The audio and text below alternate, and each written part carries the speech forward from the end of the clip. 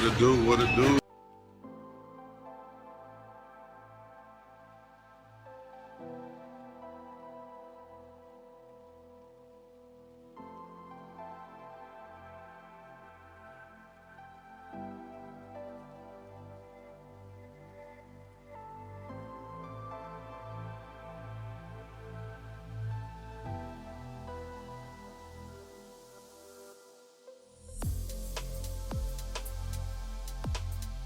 What it do? What it do? What it do?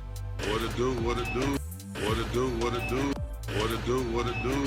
What it do? What it do?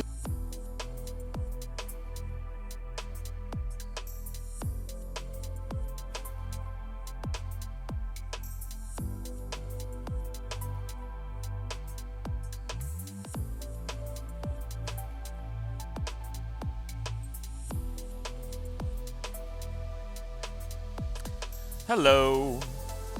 How's everyone doing? I hope you're doing well. I am doing fine. Just fine. All hail the blob. Hey, hey, hey. Good evening.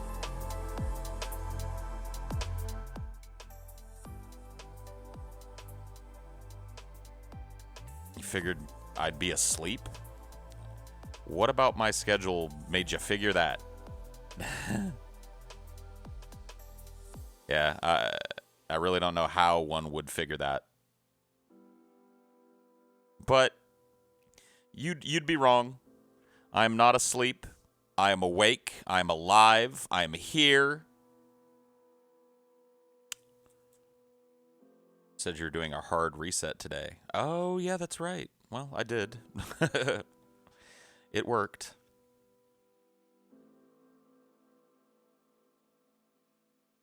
Insomnia is messed up for us. Well, you know, it happens.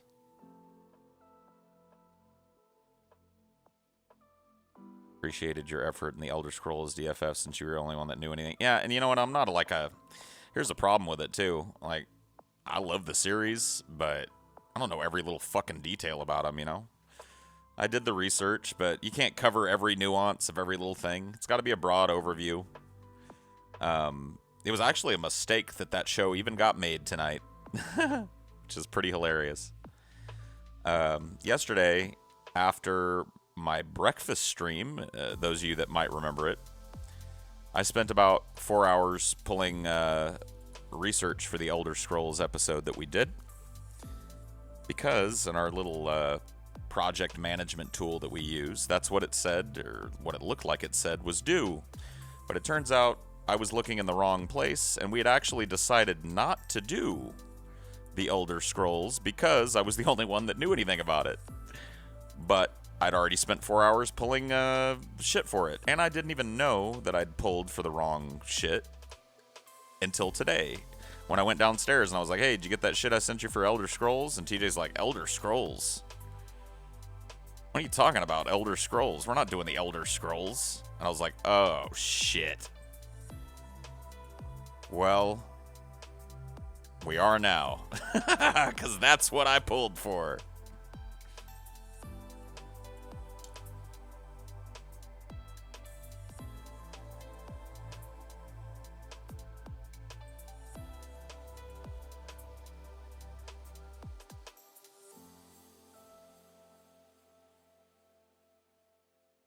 You messaged me months back asking about writer's block, and you finally finished your story. Good, man. I'm glad to hear it. Glad to hear it. Writer's block is it's a painful thing. It really sucks.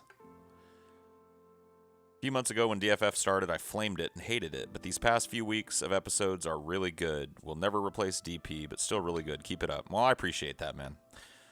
You know, I had a feeling that because things were so different, that a lot of people in the community would feel like we'd pulled a bait and switch on them, wouldn't like the new direction, wouldn't kind of like the new tone and stuff. So I'm glad to hear that, you know, at least you are coming around a little bit. And I'm always glad to hear somebody's enjoying what we do. So cheers to you, my friend. Water under the bridge, no hard feelings about the shit talk. It happens.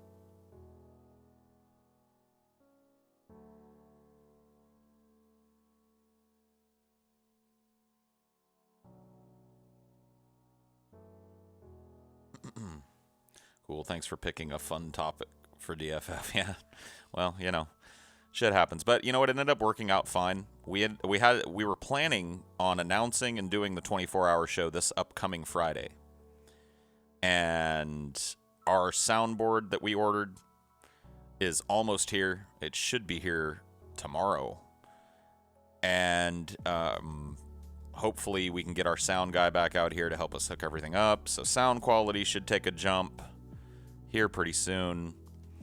And we wanted to wait for that to happen for the 24-hour show. So that's one less thing we got to fucking worry about.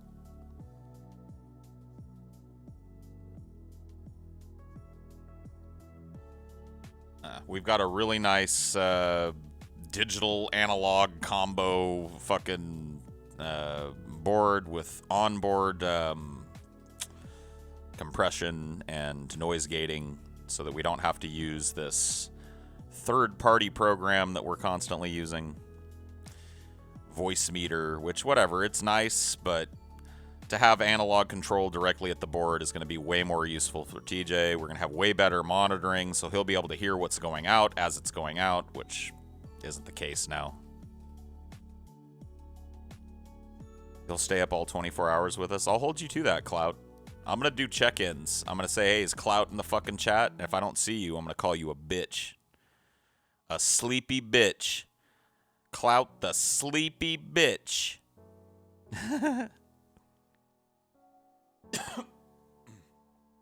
Today's DFF was the best. I Patreon for more. I'm glad, man. I'm glad you enjoyed it. I was worried it was a little dry. In fact, I'll be honest with you, it was a little dry. It's hard. It's hard when you're doing a topic where really only one person gives a fuck, And I don't fault the guys for that. They like what they like, and there is a reason why we scrapped this idea.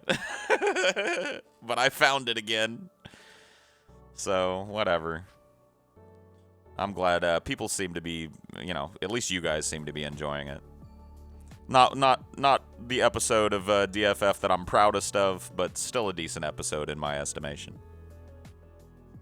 How quick would Jews equals deep fat fried get flagged? Immediately. I don't even think they'd allow us to stream it with that name. It'd get flagged before it ever went live.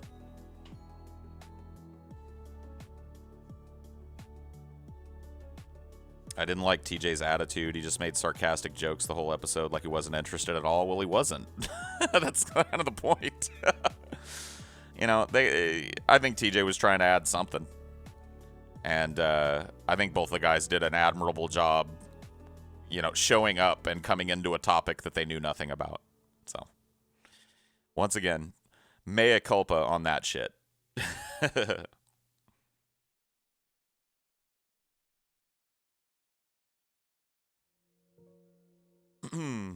Have you ever heard of or listened to the last podcast on the left? They kind of do what you guys do, but more oriented to horror and the macabre. Obviously, I prefer yours, but I never heard of them, but that sounds cool. In the future, when we spruce things up a bit, audio-wise, technical-wise, and make some strides towards getting ourselves a decent studio space and set, doing collaborations with like-minded podcasts is something we'll probably look into.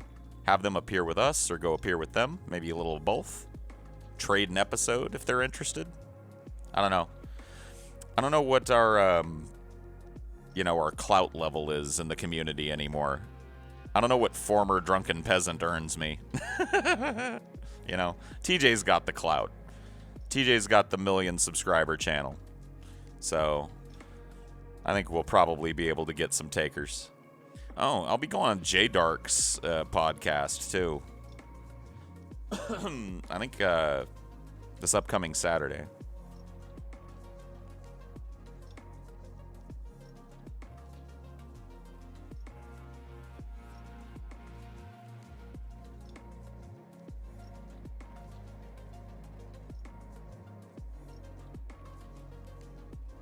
Former drunken peasant gets you a used Skittle. Cool. Did DP ever do a crossover episode with another podcast? I don't think we did. That's one of the things that I think we kind of left on the table, honestly, was collaborations. I mean, we had a lot of guests and cross-pollinated that way, but, reaching out to other podcasts that were doing similar things to us and arranging a collaboration, I think, could have been a pretty smart move. But so it's something we may do on Deep Fat Fried in the future.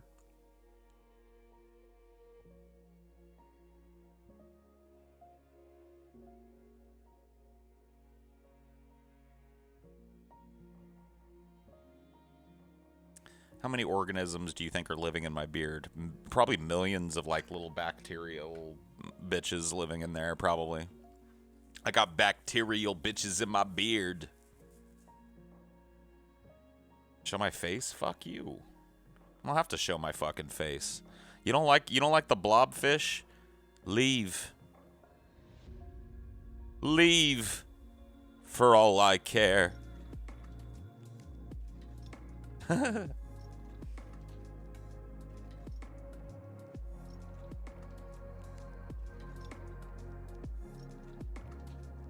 I have scabies? I do? Fuck.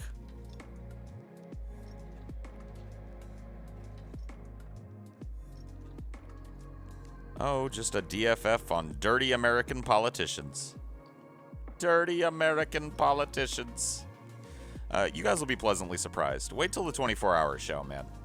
There is a cornucopia, a smorgasbord of content. It'll be fun. I don't have pubic lice in my beard. Fuck off.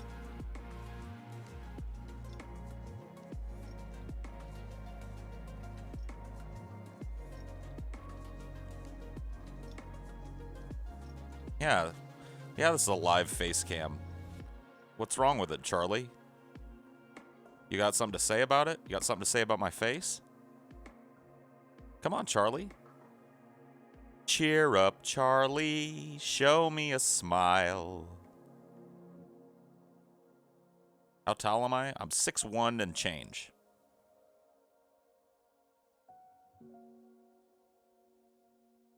Hey, Paul, have you watched the Big Les show on YouTube? Nope. I have not watched the Big Les show.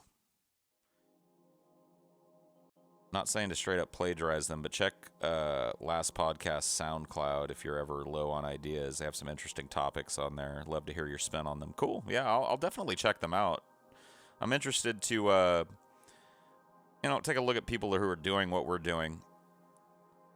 For that very reason, too. I mean, part of doing what we're doing is learning from other people who have done it before. Our model for our Patreon is basically the Chapo Trap House model. And they've got the most successful Patreon in the world right now, so.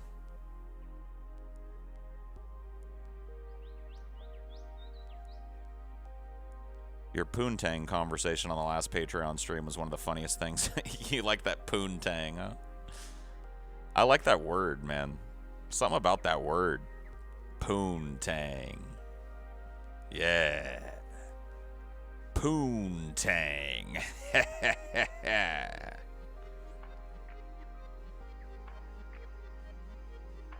Yeah, I'll do more gaming streams and shit. I just haven't been in the mood lately. Like I said, and I told you guys this when I was doing those gaming streams. Gaming, for me, is usually a solitary activity. It's the time I spend to myself, vegetating, kind of just turning off the outside world and stuff. So I don't really like bringing that into my online life very often. When I do, I do.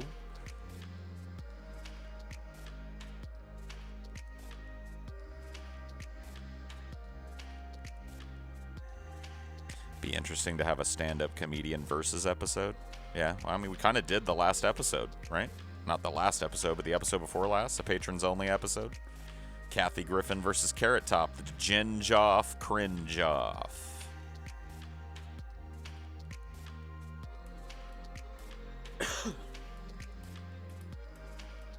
Dude, I loved it.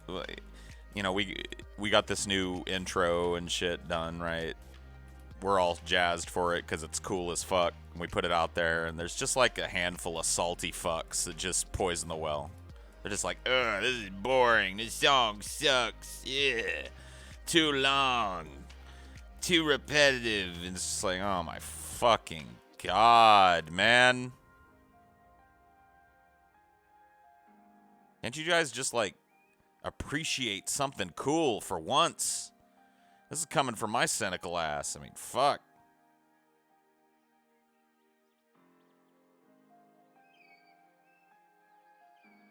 Yeah, dude, Spice Hole is no bueno.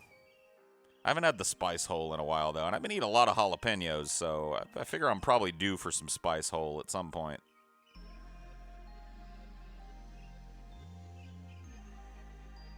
I know you like to have your alone time, but there's so much shitty gaming content these days, either gay games like Fortnite or shit personalities doing cool games, and you're actually enjoyable. Well, I appreciate that, but, you know, it's a side gig for me.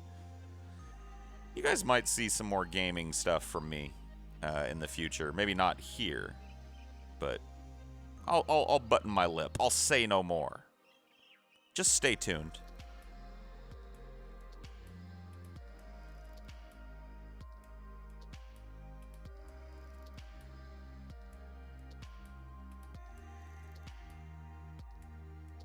Did you know that 90 seconds is like 1,000 seconds? Yeah. 90 seconds in the real world is like 28 billion years on the internet. Miss the creepypastas? Yeah. Just side stuff, man. It's just hard to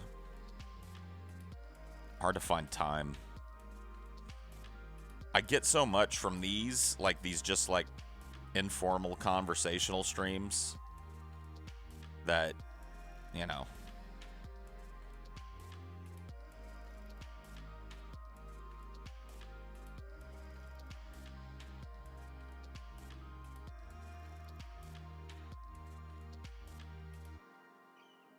I made jalapeno poopers today, all because of you. Aw, see? The love is spreading. Yeah, this morning I made breakfast with you guys, which is kind of fun. I'm actually gonna order a little arm for my phone so that I can pose my phone and show what I'm cooking and shit without having to hold it. Because I think I might do some cooking streams here on Highdeology. I've been getting the bug. I went a long time, didn't cook shit. But I love cooking, so we might be doing some cooking streams together in the future. Won't that be fun? Won't that be fun, guys? We're just gonna have the best time cooking, talking shop. Nah.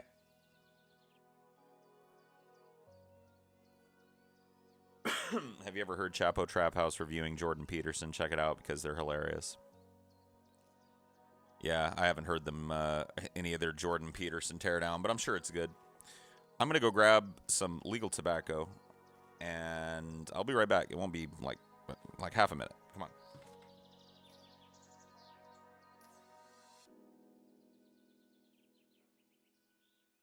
If you talk all the time, you'll never hear what anybody else has to say. And therefore all you'll have to talk about is your own conversation. The same is true for people who think all the time. That means, when I use the word think, talking to yourself, subvocal conversation, the constant chit-chat of symbols and images and talk and words inside your skull. Now, if you do that all the time, you'll find that you've nothing to think about except thinking. And just as you have to stop talking to hear what others have to say, you have to stop thinking to find out what life is about. And the moment you stop thinking, you become into immediate contact with the unspeakable world.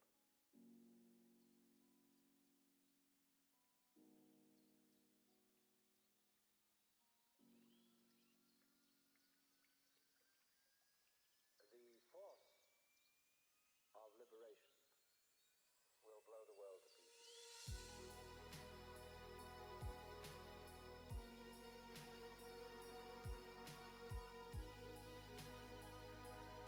Games you love.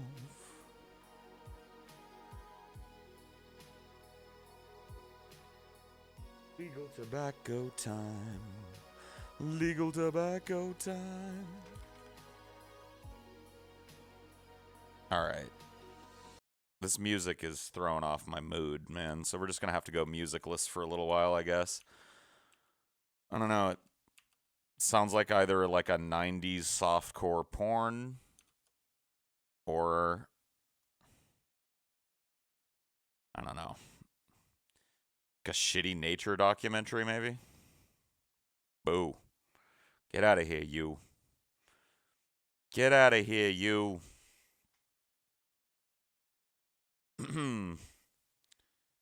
Would you love to know what the song was called?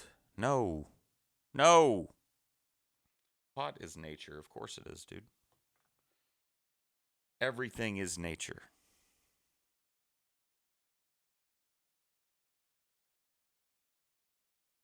Gonna play HOTS anytime soon? I don't know. Maybe. I mean, I've been playing a little bit of it in my off time. No fucking notification. Yeah, it sucks. It's YouTube for you. What are you gonna do? I'm tired of fucking fighting it. So I just accept it now. I'm just like, well, half the people that fucking subscribe to me aren't even gonna know I'm live.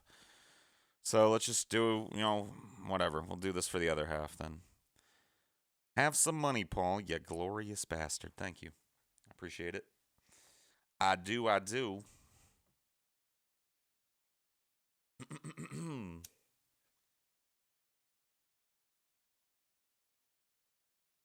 Guess I don't need these headphones on if I'm not listening to music with you guys.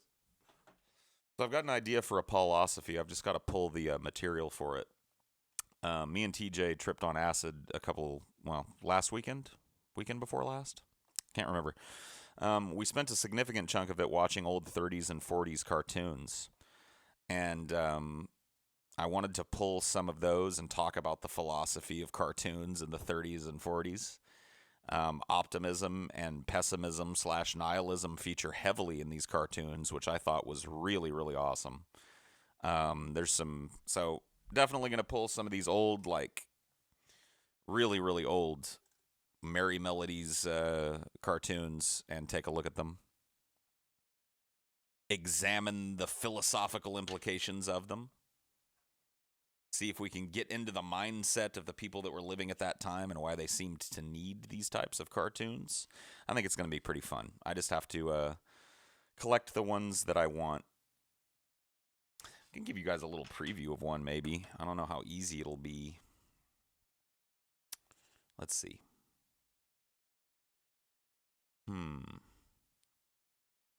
Watch YouTube? Yeah. So I'd have to be this.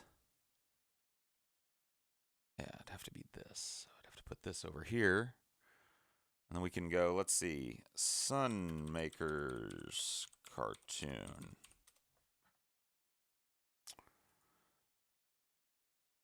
All right. Hold on one sec. Let me pull over my OBS so I can make sure you guys can see what I see. And you can. Get rid of that crown. I don't know what that crown was. All right, and we'll full screen this too. Yeah. All right, so let's watch a few seconds, or just a minute or two of 1935's Van Buren's Sunshine Makers. Oops, hold on. Let me unmute the desktop audio again for you guys. All right, let's give it a shot. See what we're looking at here.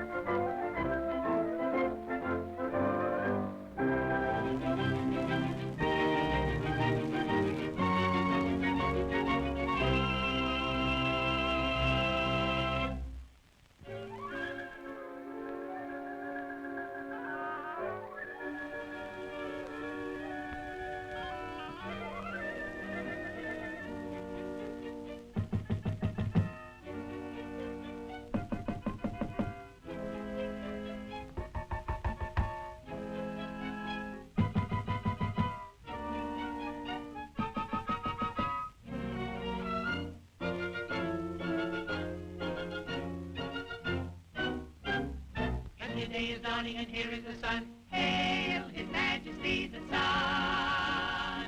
1, 2, 3, 4. 1, 2, 3, 4. 1, 2, 3, 4. The sun is the one who fills you with fun and shoots your blues away.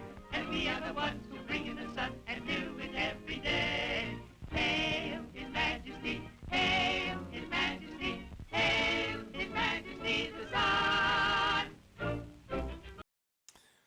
So yeah, we won't watch any more because I definitely want to cover this on any future kind of show like that. But yeah, there's some really, really interesting things going on in old cartoons. Some distinctly non-childhood things, you know, some very adult concepts, you know, being looked at in these cartoons, and that's just an eerie one to me, man. Hail His Majesty, hail His Majesty, hail His Majesty the Sun. It's like, whoa, all right. But that one takes an even more interesting turn. But we'll watch it and a few more on the next Paulosophy stream once I can pull that together. Oh man, yeah, that one right there is the centerpiece of what I want to talk about with you guys because it really is. I don't know. If you follow me a lot here, if you spend a lot of time listening to me rant and rave, um, you know, it's to the point. It's to the point of a lot of the things that I talk about. And well, whatever. I don't want to get too deep into it. I have a lot to say about that cartoon, and could be made into a remix as indoctrination material for some sun worship cult. I mean, I immediately when I heard this, and we watched this on acid, immediately when I heard it, I wanted to sample it for a rap song. Like, I thought it would be great. You know, a rap song called The Sun or some shit, but the S-O-N. You know, hail His Majesty, hail His Majesty, hail His Majesty the Sun. You know, it's so sweet, dude. Oh yeah, dude, I'll rap over it. Hey, dude, if you make me a dope ass rap beat out of that, Marshall, I'll come out of retirement. I'll take off my I'm not a rapper hat and I'll write some lyrics and rap to that shit and record it and put it out here. I swear to God, I'll do it. You just gotta sample it, man. Make it cool. Hell yeah, dude. You saw the name of the cartoon, right? Sunshine Makers.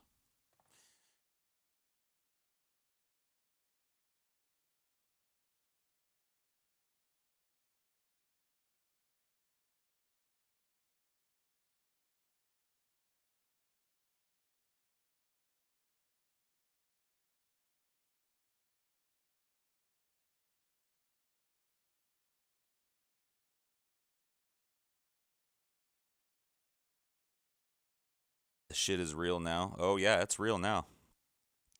It's real now, baby. It's happening now, baby. Yeah, you do it too, Cynic. I'd have a harder time rapping to dubstep, but I'd like to hear a dubstep remix of Sunshine Makers.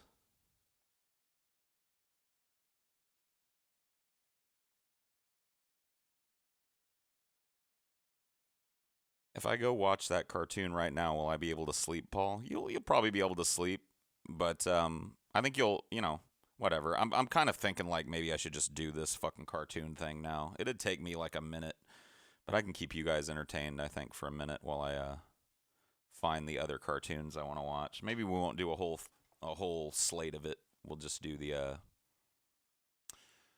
ones that I know I want to do. So let's see.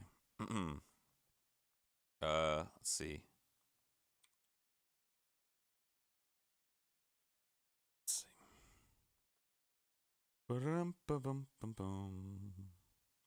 Hail His Majesty, hail His Majesty, hail His Majesty the Sun. Yeah, it's gonna take me longer than I thought.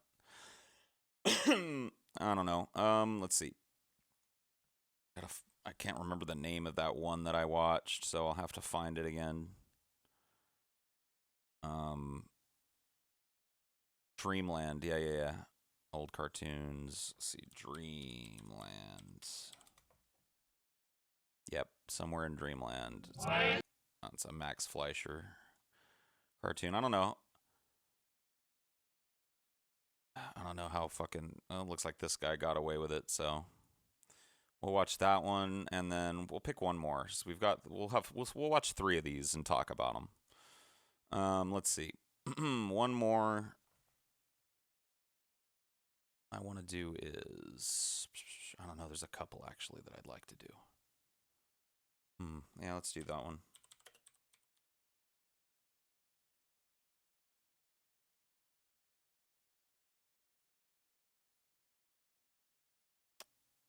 Let's see. Yep, that's the one. 1935. All right. Cool beans. Well, let me just drag this shit over here and switch this craziness up for you guys. So we started watching Sunshine Makers, but let's take it from the top so we can get the full experience. And I'll kind of pause as we go here. We're not going to listen to them uninterrupted, and that'll maybe help a little bit with the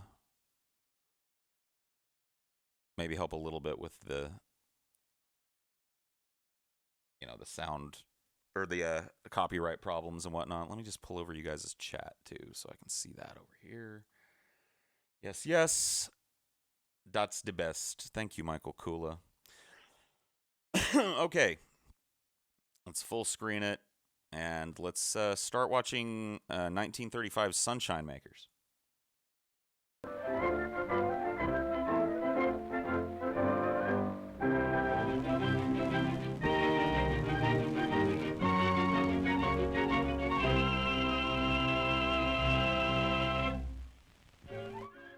So right here at the top, I think about how pissed off I would be if somebody knocked on my door this early in the morning. But these guys are all super happy. And they all, look, they all join each other in the annoying train.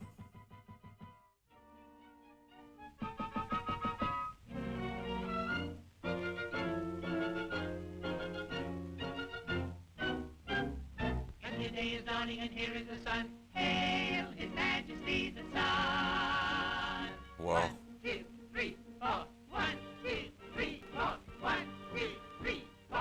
The sun is the one who made you with fun. Yeah, this is a Van Buren cartoon. And we are the ones who bring in the sun and do it every day. Hail His Majesty. Hail His Majesty. Hail His Majesty the Sun.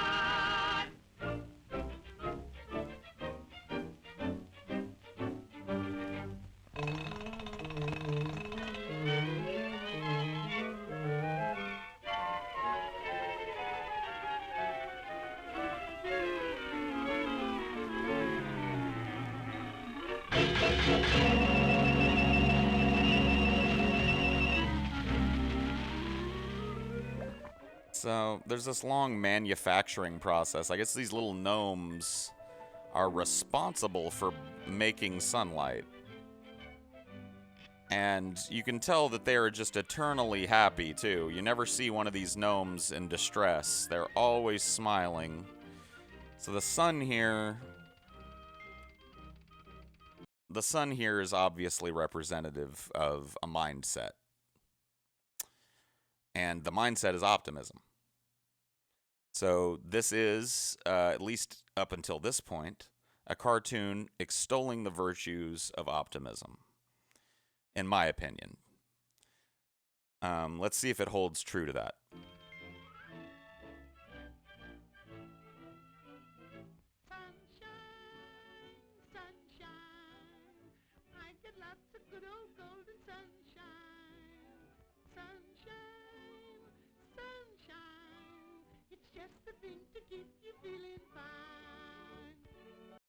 Oh, sorry. I had it turned way down. Let me I'll back it up a little bit so you guys can hear this little dude's shit.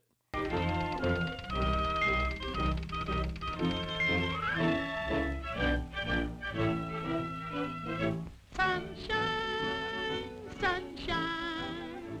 I get lots of good old golden sunshine. Sunshine, sunshine. It's just the thing to keep you feeling fine.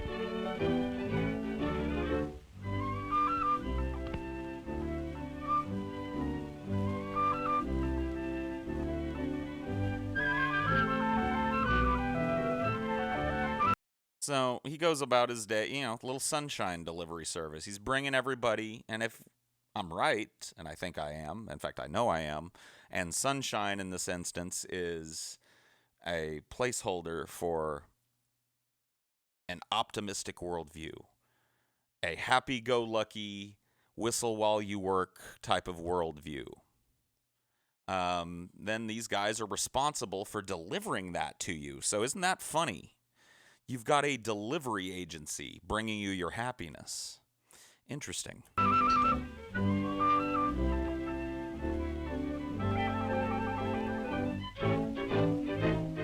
Sunshine, sunshine, I get lots of good old golden sunshine.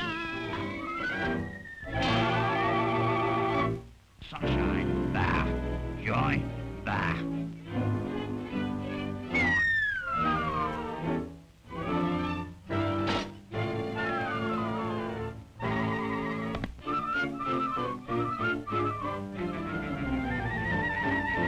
Okay, so already you see what's happened here. Guess who just showed up, guys? The pessimist just showed up. Bah! Sunshine. Right? So that's what a pessimist does. It's an unprovoked attack just because they're happy. God damn it. And I really love how the sunshine is portrayed as a liquid here, as simultaneously a liquid and light. It's a really cool effect in this cartoon that's so old, for him to be running around with this stripe of light coming out of his back. It's a neat effect. Pessimist Town. We're happy when we're sad. We're always feeling bad. How are ya? Terrible. That's fine. We're happy when we're sad. I love this. The more that I watch this cartoon, the more I love it. Even though I think that they're trying to portray Pessimist Town as an awful place, really what it is just another part of humanity. It's us, or a lot of us in the chat. I know there's some optimists out there. We're happy 'cause we're sad. We're never feeling glad. How are ya? Oh, terrible. That's fine. We're happy. I mean, come on, man. This doesn't look like that bad of a place to be, is what I'm saying. And you would think that something like this could be a good opportunity to show that two different kinds of people can exist. The truth, ladies and gentlemen, as it always is a measure more terrible.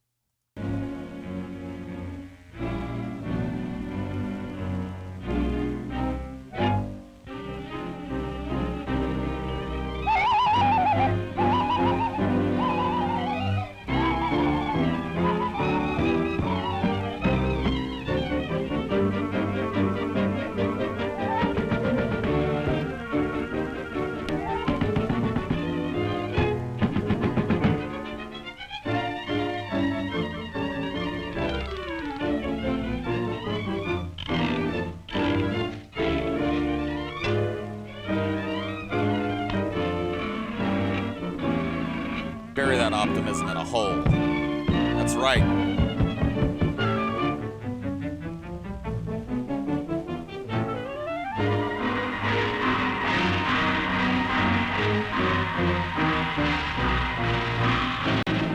I can't tell you how much I love this fucking cartoon. Dude, the pessimists are going to war.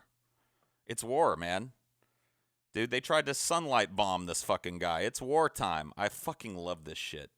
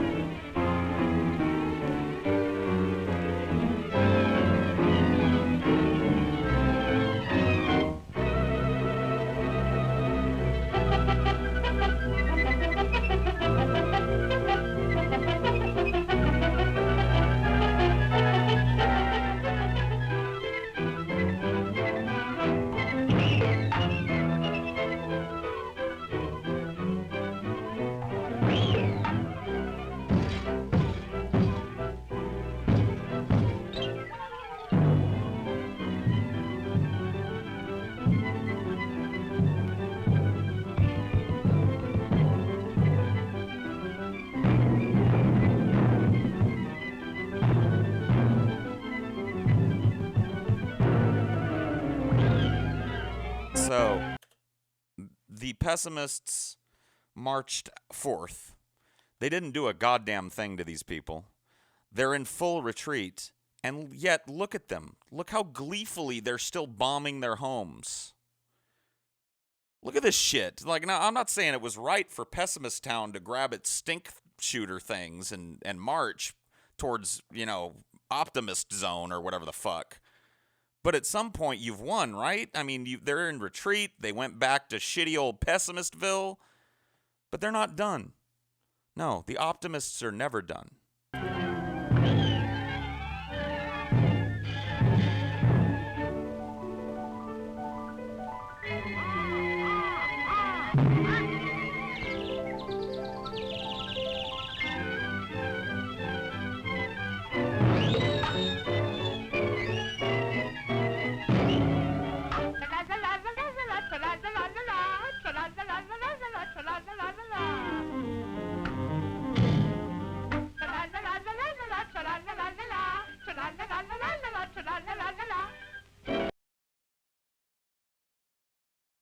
You know what? No comment.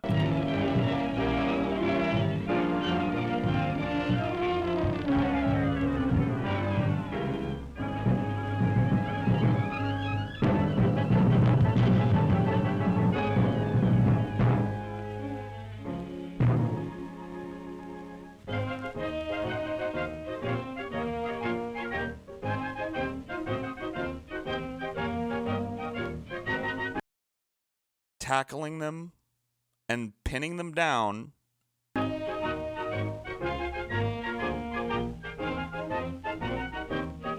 and forcing them. I want to be sad.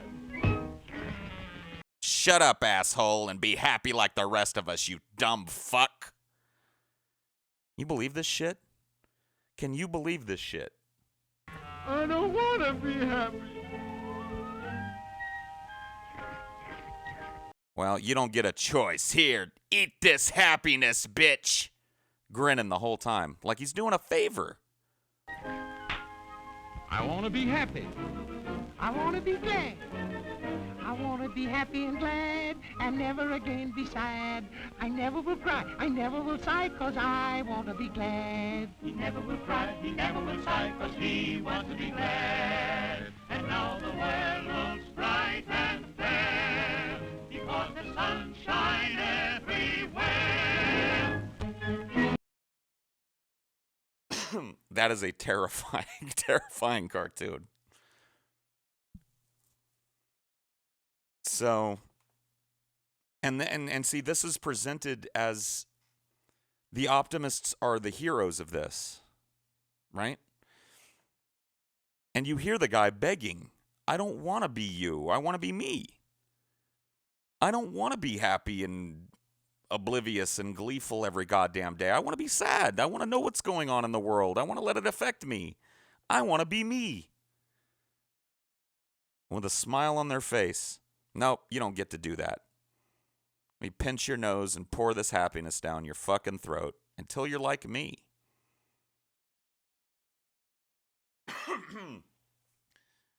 You have to understand that pessimism has never been a philosophy that's been popular with people. With the general public. Johnny Q. Optimist has never liked a pessimist, and I think that this cartoon shows you that. It's like, take the sad people in your life and force feed them happiness. Why not just allow people to be different? Why not just own up to the fact that you have a more optimistic worldview and I don't, and, I'm here to balance you and you me? Why couldn't the little sunshine gnomes and the pessimist ogre trolls living in the woods come to some sort of agreement? Yeah, cool, man. Sunshine Makers. That's a 1935 cartoon. This is a Max Fleischer cartoon. I'm not exactly sure from what year it is, but this is called Somewhere in Dreamland. It's a little longer than the last one, so I'll probably try and interrupt it less. I see you somewhere in dreamland,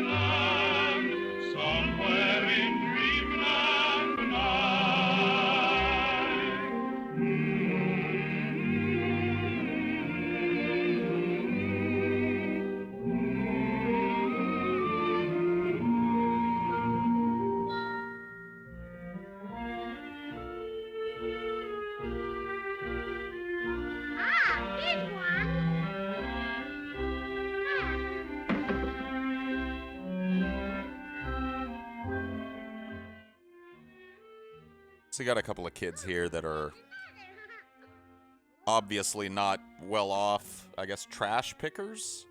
Little scavengers wandering around the city picking up trash. Whoa! Huh?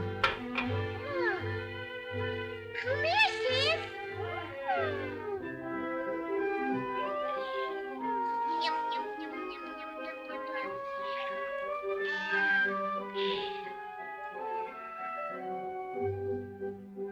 Aha!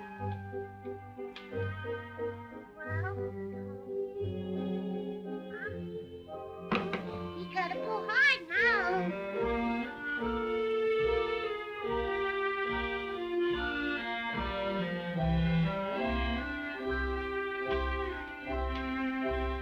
Where are they? I wonder where those children went. Poor little children. I know where they live. Let's go.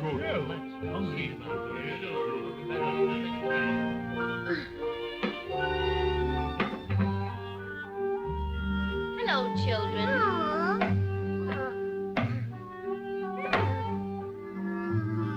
Give me a kiss.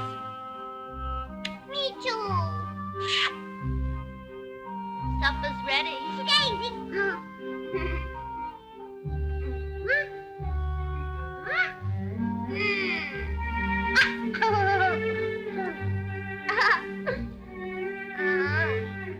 So they're eating bread so stale they can't even bite into it. So stale they have to dunk it in their little mug of water to even get it down their throats.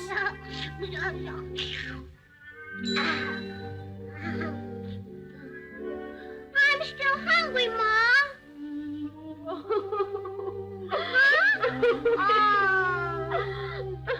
That's heartbreaking.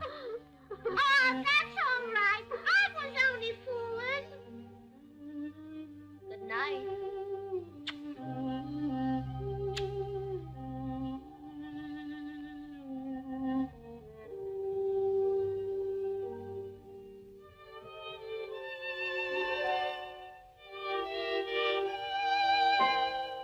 I'll see you somewhere in dreamland, somewhere in dreamland tonight. Over a bridge made of moonbeams, we'll find The feels are real, man. I'm probably gonna cry watching this. Little star is a castle, shining a welcome so bright. Dreams will come true for me and you, somewhere in dreamland tonight. Their little blankets, so covered in holes.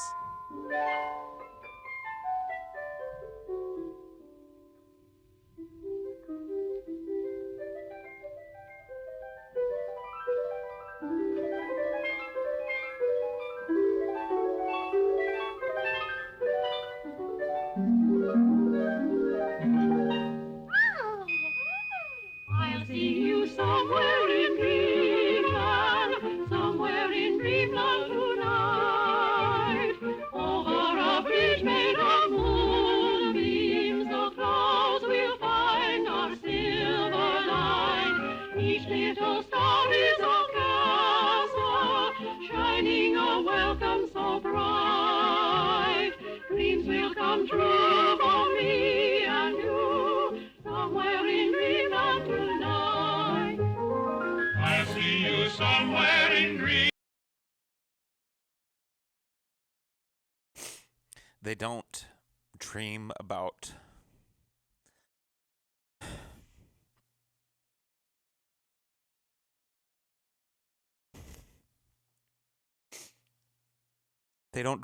toys or going to the movies or going on vacation.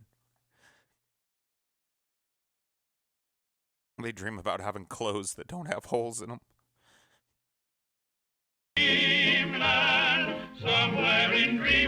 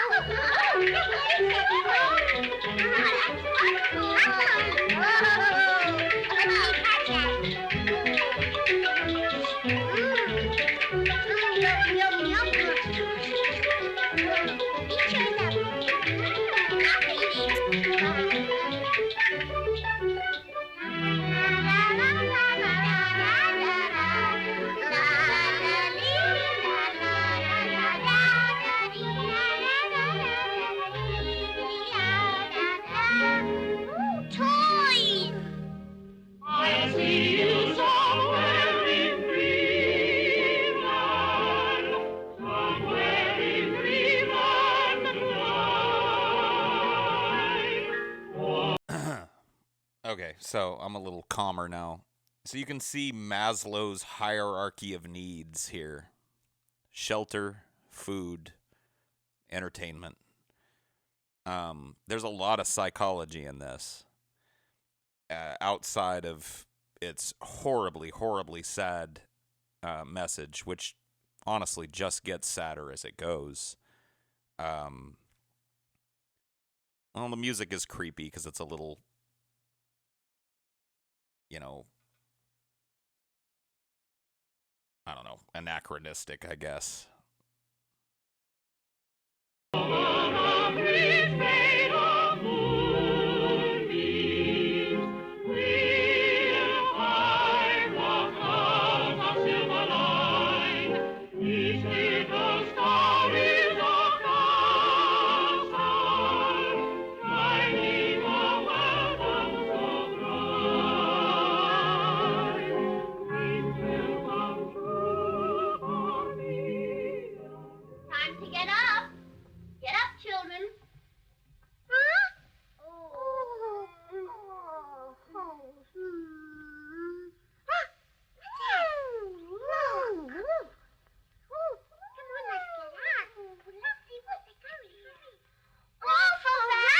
All for you, yes.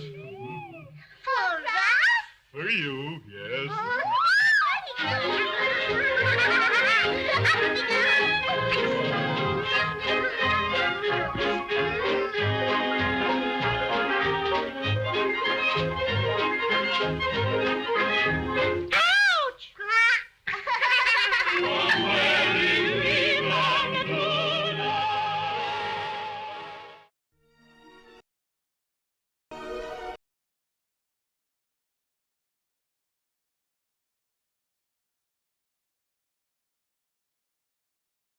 All right.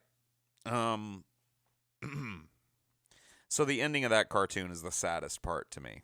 And it's supposed to be the big happy finish. But tomorrow, or the next day when the leftovers run out, they're right back where they were.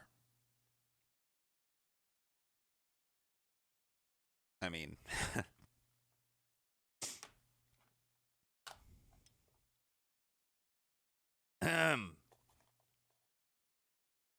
But there's a lot going on there.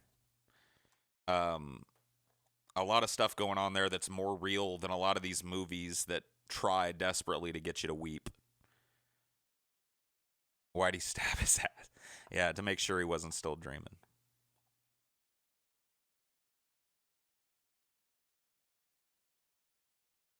So, at least they got it. At least they got it once. Yeah, I guess.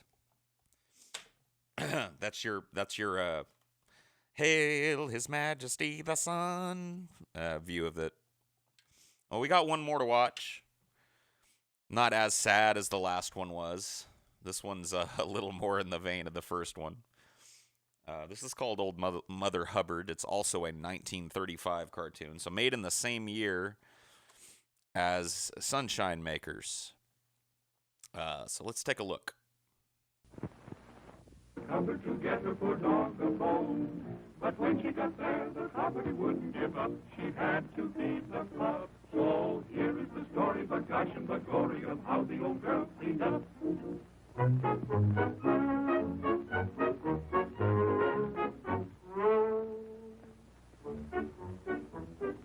Always rubbing, scrubbing, from morning until night.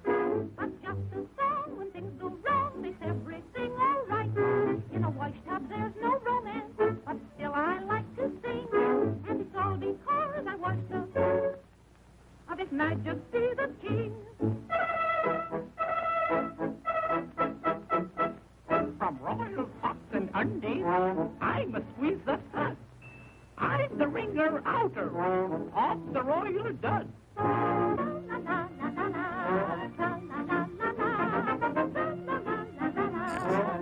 Old Mother Hubbard is thick in this.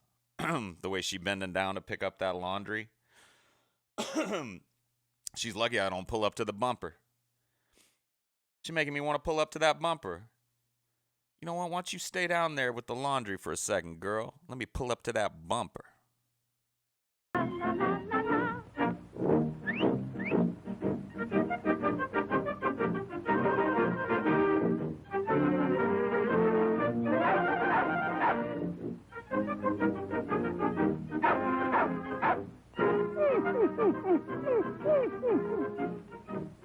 Oh, he wants a bone. Get him a bone.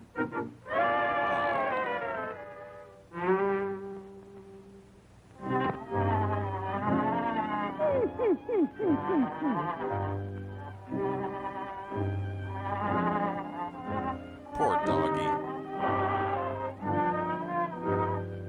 No bone for him today.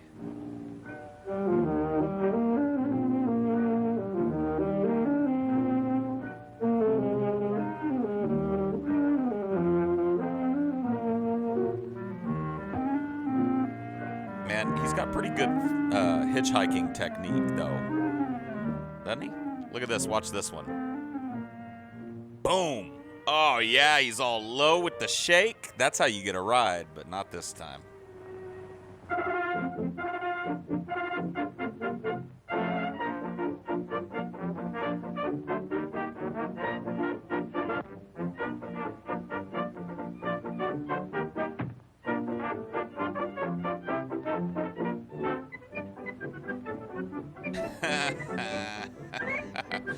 He was the victim of a ruse.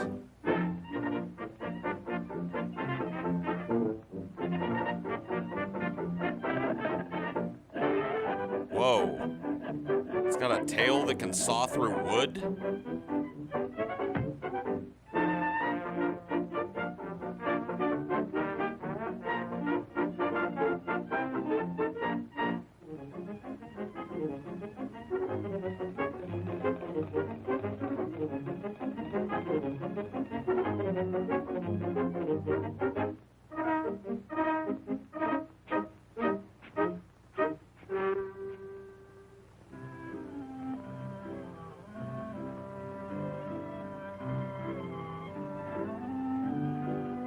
Man, something smells so good that you can drift on the scent of it, dude. That's some good food. Oh, shit. He just ate the ass out of that turkey.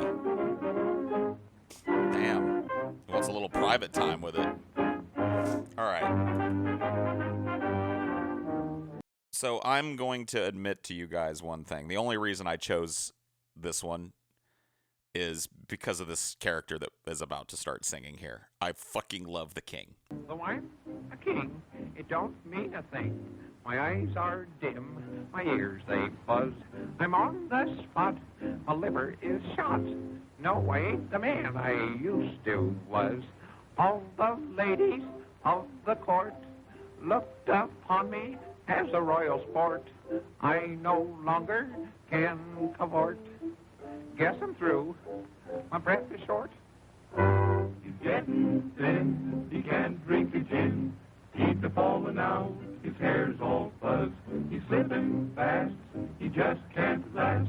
No, he ain't the man he used to was. No, he ain't the man he used to was.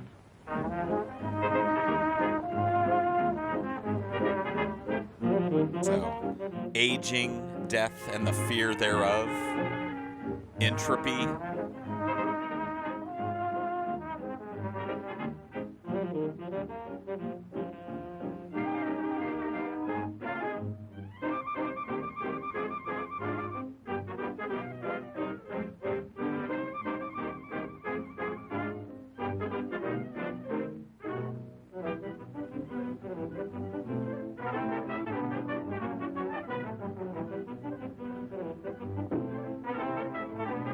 Dude.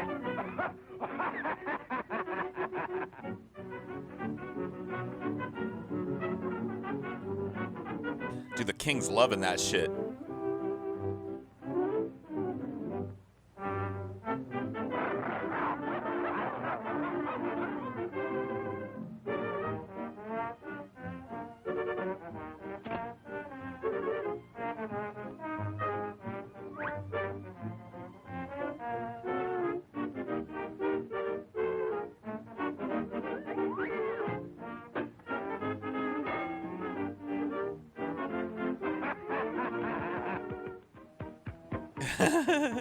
Here he goes. Cheer up. Why do you look so sad and grumpy? Cheer up. Why do you sigh? Cheer up. Your road to life is not so bumpy. cheer up, take it in high. Why do you sit around so humble? Mumble, jumble, groan and grumble. Cheer up. A king should sing, for that will bring a smile. Be a regular guy. Why, you made me a new man, see? Now I'd like to give you some reward. My whole empire. If you desire, speak and you shall have it. On my word.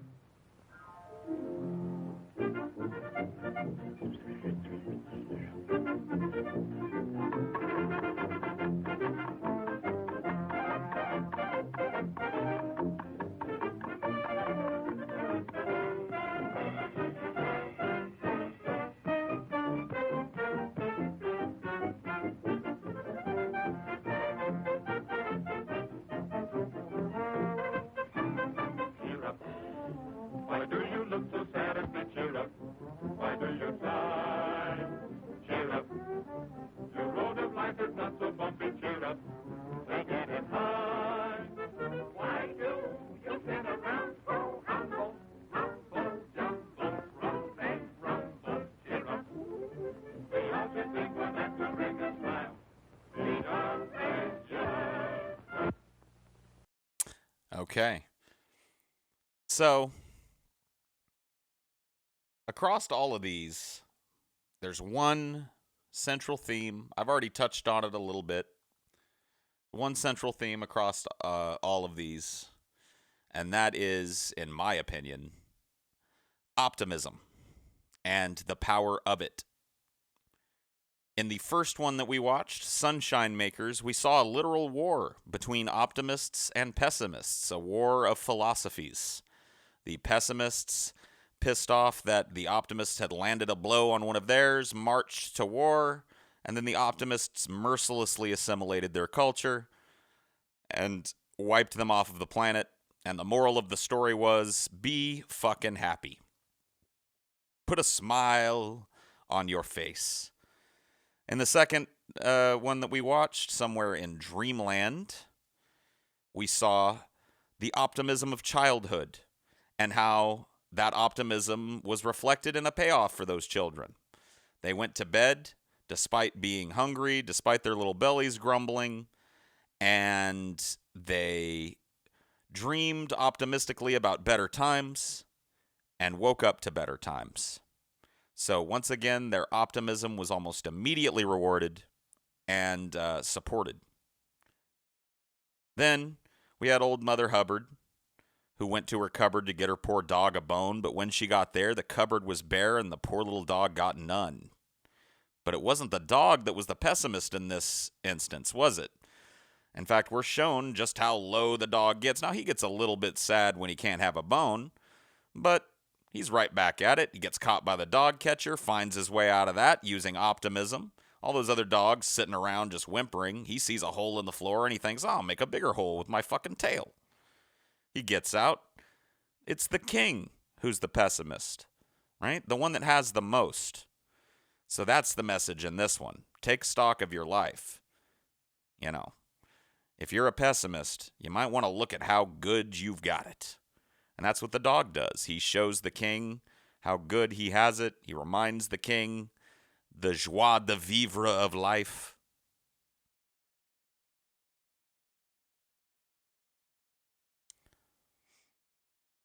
So yeah, 1935 was the height of the Depression and the Dust Bowl. So optimism was needed. And, well, maybe not needed, but certainly welcomed amongst people. The sad part about it is it's the pessimists that were alive at that point that were probably best equipped to deal with the Great Depression, as they had pessimistically planned for it. But it's forgivable, certainly given the times. I can understand why people would need to go to the movie theater and have a big smile on their face and maybe hear an uplifting message. You know, even the rank pessimist in me can see the value of that. But the way that they portray people that are pessimists in this is, you know, I guess not so much in The King. The king seems like a more relatable pessimist, although how quickly he comes out of it belies an optimist at heart. But, the portrayal of the pessimists and sunshine makers as these, brooding, miserable turds that just love to be sad, and the subsequent, assimilation of their entire culture is probably the biggest message here for me. It's not, because the message of that cartoon is not the other two. The other two are positive thinking gets positive results. That's not the message of Sunshine Makers. Sunshine Makers, in my opinion, the message is, not only is it not okay to be sad, but if you know somebody that's sad, force them to be happy. That's a little more sinister to me. Don't allow anybody to be sad around you, A little spooky.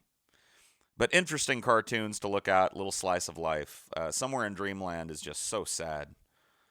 Cried the first time I watched it, cried again this time. So, just so successful in portraying relatable sadness. The way that the little boy says, "Mama, I'm still hungry," and she just starts weeping. That's so real.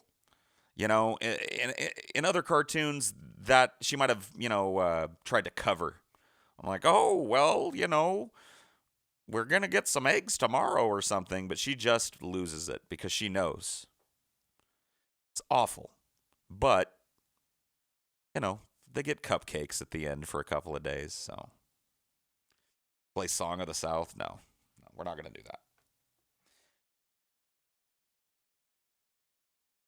But little interesting tidbits that I probably would have never even had these thoughts if it wasn't for acid. So thank you, acid.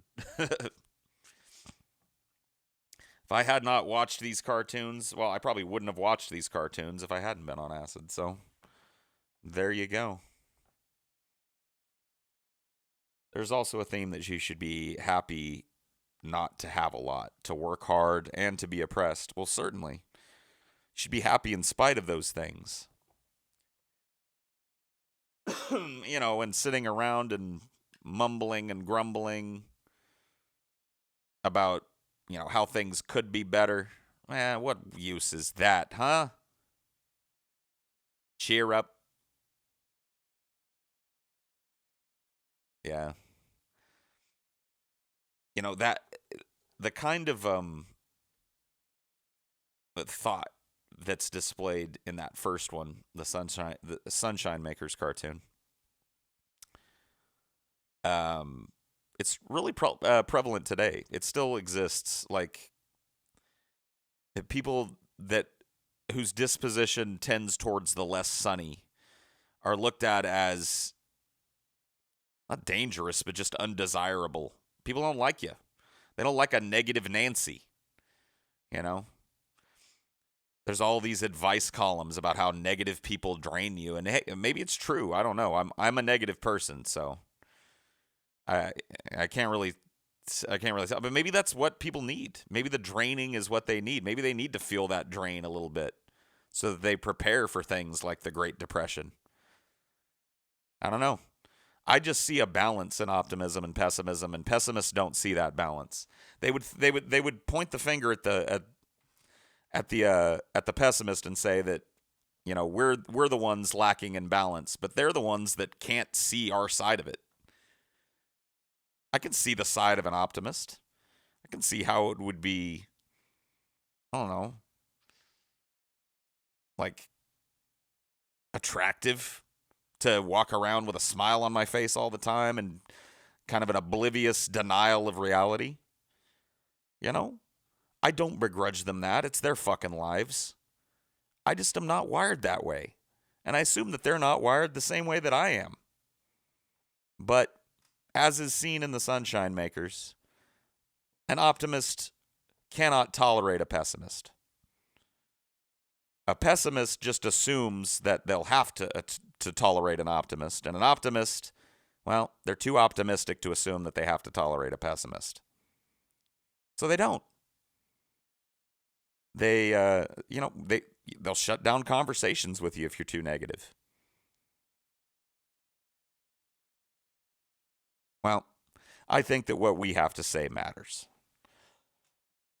That's why I keep doing it.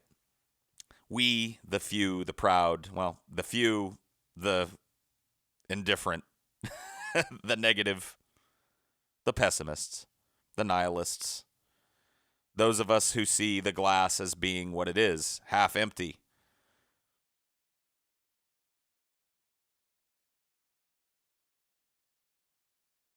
Daily Show had an author who argued all claims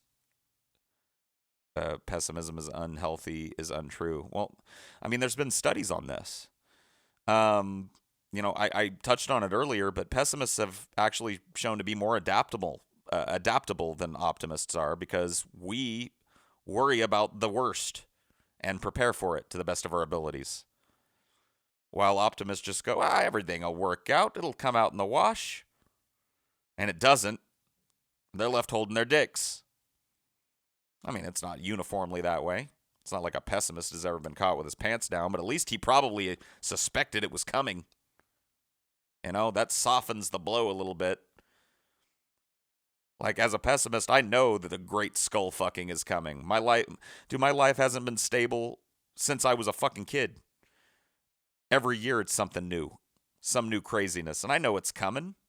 I know this period of relative stability and growth and positivity in my life will come to a screeching halt. So when it does happen, it won't be such a blow.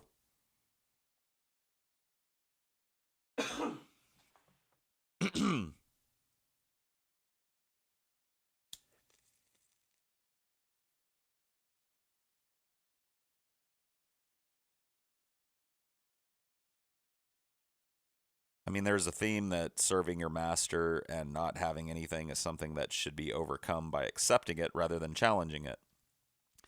Well, that's part of the danger of discounting a whole philosophical viewpoint, isn't it? I'll be the first to admit that pessimists can be depressing fucks to have a conversation with.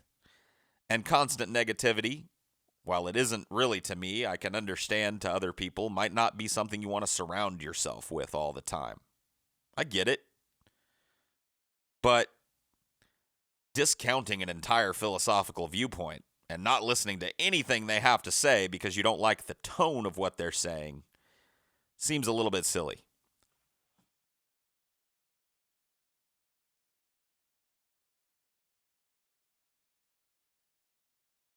I don't know. What do you think is coming? Stevie dies or TJ comes out as HIV positive? I don't know.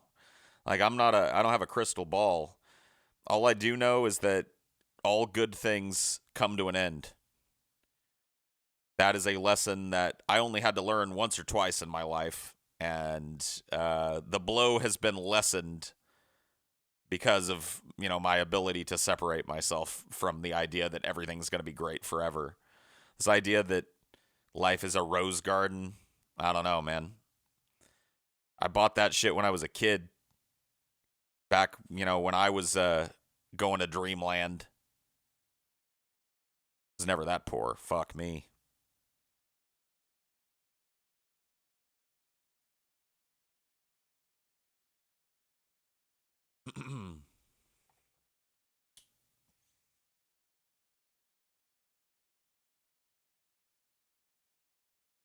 Yeah, or the idea you can ever even reach the rose garden. Yeah.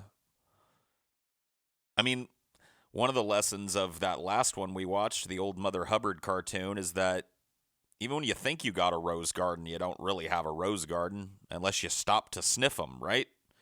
The king's sitting there bitching and moaning and pissing and whining away about how his life is over, his body is failing him. So, I don't think the rose garden exists, man. I think people think they might have gotten to the rose garden, but I don't think it's real.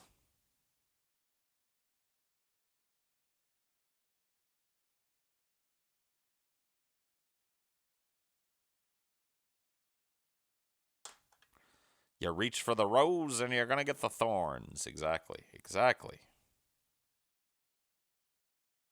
That's why, indeed, every rose has its thorn. Just like every Brett has his Dorn.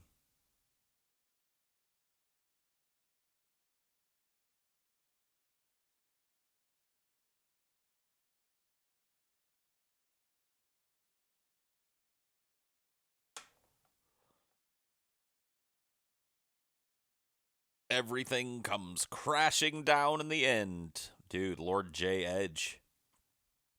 But it's true. The only truth is entropy. Everything withers and dies and passes away. That is, well, that's the laws of the universe, man.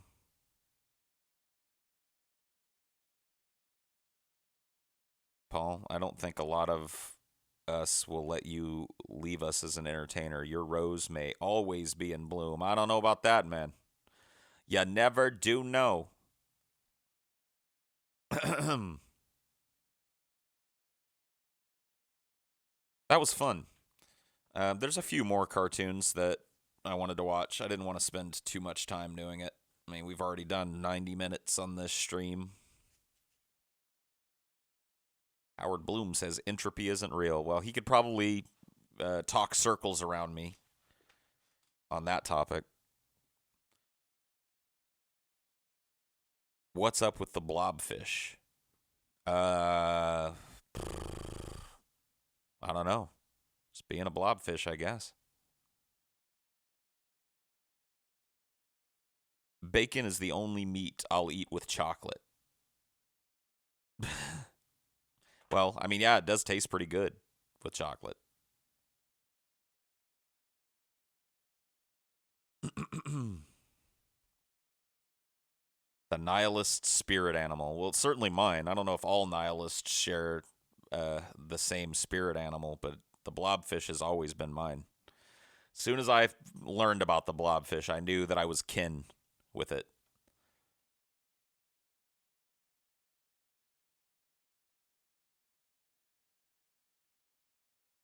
The sloth. The sloth. Yeah, that's a pretty good one.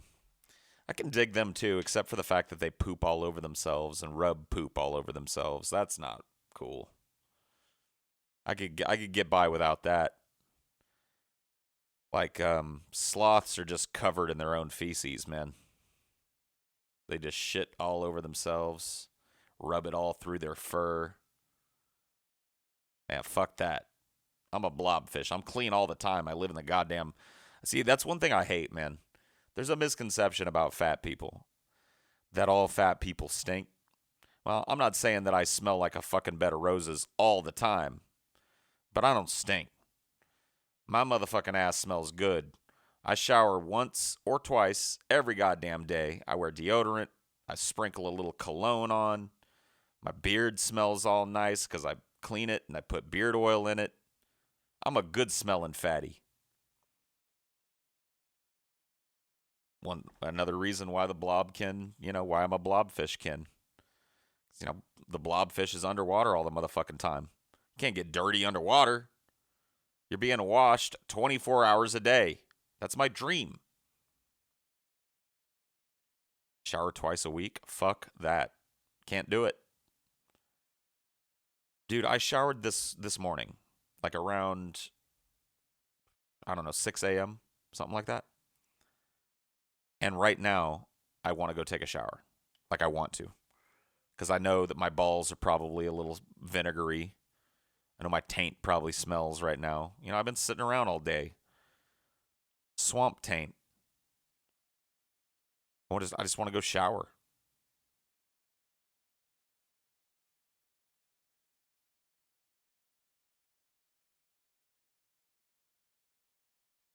Does TJ's reluctance to bathe bother you? Not at all. For all the hype, I've never really smelled TJ's stink. I mean, he's farted a few times, and I've caught a whiff of that, and that's enough. But as far as this, meme that TJ just reeks, he doesn't. I mean, I'm not on top of TJ all the goddamn time, but he and I sit in pretty close quarters, and I can't remember getting a whiff of TJ ass or something. So, It's probably something that's way more noticeable for Chelsea. Indeed, he did clean up for Chelsea. I heard that through the grapevine. No, I think he's talked about it before. Chelsea came into the picture and she was like, yeah, you're going to have to brush your teeth, dude. You have to take a shower. Yeah, but like, I wasn't always nose blind to TJ's stench because, like, you know, when I first met him, you would think, okay, if he reeks, I would at least notice it then. But nope. Not a stinky dude. At least not, you know, stinky enough to radiate it out farther than 3 or 4 feet from his body. You know what I mean? But yeah, I got no problem. I'm not a hygiene specialist. You know what I mean? You wash your ass when you want to wash your ass.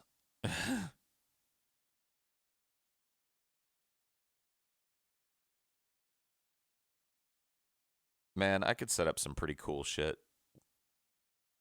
I've got a visualizer bar that I could do the same thing I'm doing with the shit around the blobfish. And I'm thinking about like putting it on the right side of the screen so that when other audio is playing, you know, you get to see those bars move. And then when I'm talking, these bars move.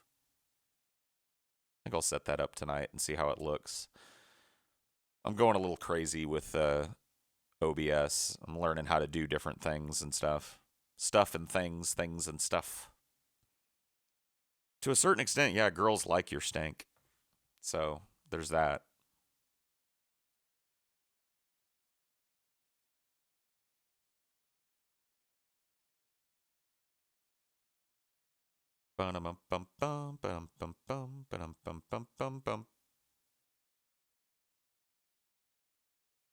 I'm always hubble double, blah blah blah blah all day long. Bada bum bum bum, bum bum bum, gonna make me sing this song. Hey. Yeah, and then we've got this where we can watch things together too. I guess I could have made use of this tonight, but didn't feel like being on webcam. I don't know how much I'll use this one.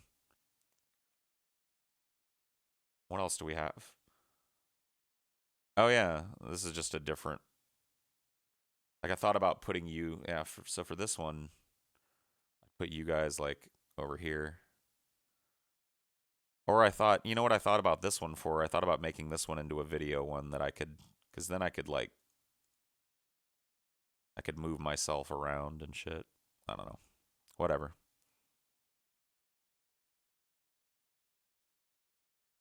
I just been playing with shit. You like being on the left? Well, whatever. You'll get used to it.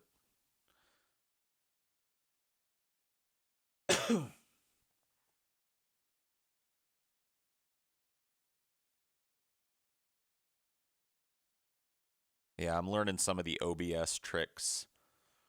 Like, you know, making scenes and then like using those scenes as a totality in your source so that you can move it all around at once instead of it being all its component parts.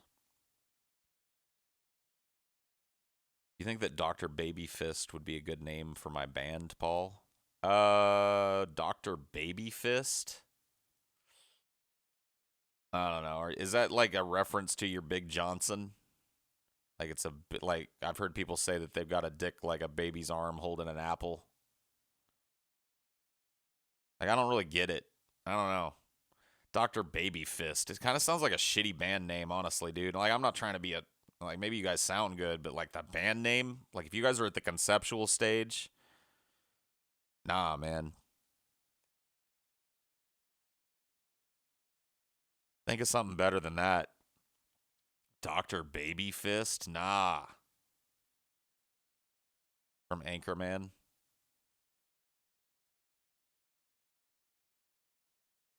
What's the difference between a duck? Man, you just blew my fucking mind. Thanks for the €2 or pounds or whatever.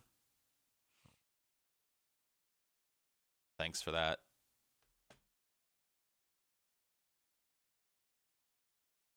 Much appreciated.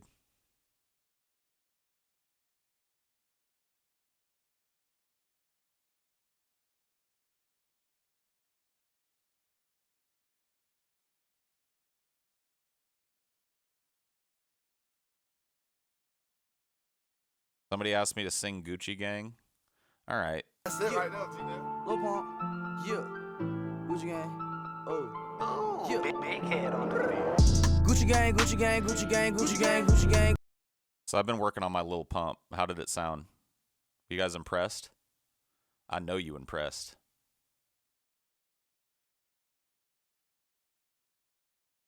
What? Was it bad? It wasn't a good impression? It sounded awful? Damn.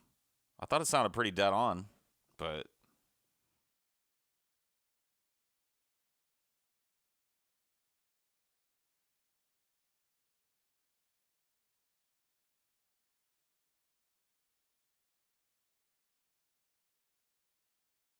Can Lil Pump be the next rapper to be killed? Man, I hope not. I like Lil Pump. Fuck you. Fight me. Fight me.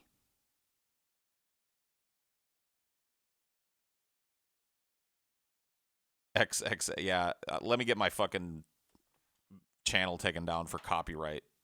Let's play all these rappers. Yeah, let's do it, guys. Well, bye-bye to this stream. Yeah, probably. Just for that, like, 5-second clip of Gucci Gang. You argue with TJ and Scotty very often on a professional level. Not very often, but it does happen. It's part of being a collaborator, honestly. Nothing out of the ordinary in that for me.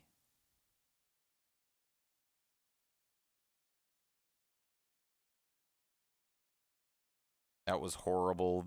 That was horrible, the Elder Scrolls episode. Cool, man. Thanks for watching. These days, getting shot is more important to a rap career than being able to rap. I mean, getting shot doesn't even really fucking matter anymore. What matters now is, like, which person is willing to pretend they're the best rapper first. You know what I mean? Like, it really is the game. Like, the rap game right now is wide open. Anybody can jump in. White, black, Asian, Puerto Rican, I don't give a fuck. Anybody that wants to gets a piece of the pie right now, as long as they're willing to do a few things. Number one, you got to start dressing. Well, hold on. I'll give you guys an example of how you have to start dressing. You got to start dressing, you know, like this.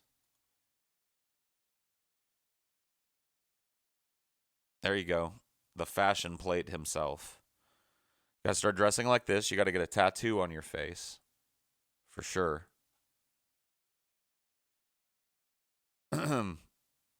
You got to start, you know, whatever. You got to walk the walk. You got to walk it like you talk it. If you're willing to do that right now, you can be a rapper. You could definitely be a rapper. That's kind of a neat thing about rap right now, isn't it?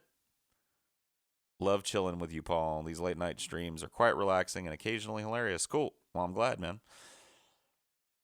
They are the same for me. I've got cotton mouth like you wouldn't believe. So I'm going to put on some royalty-free bullshit for you guys to listen to whilst I'm gone. Whoa. Dude, the world is freaking out, man. All right. Let me find some royalty-free bullshit. All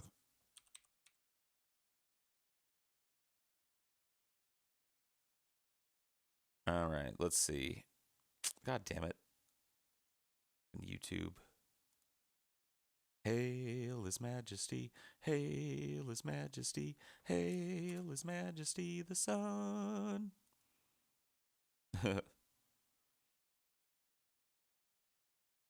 Yeah, those cartoons will stick with me for a long time. All right. This will have to work. I'll be right back.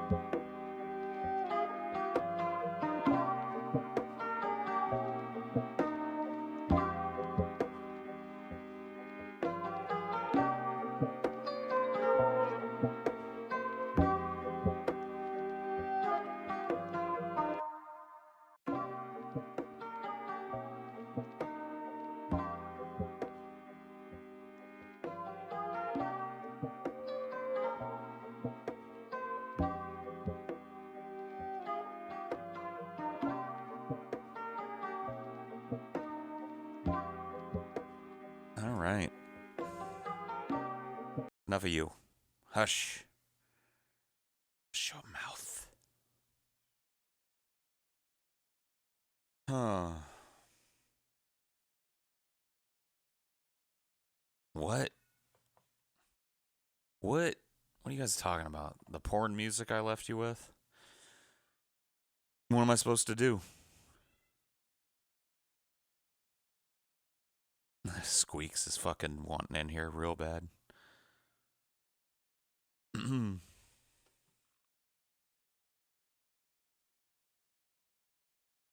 But if he comes in here, he chews equipment. So Squeaks is no longer allowed in this room. Cry though he might.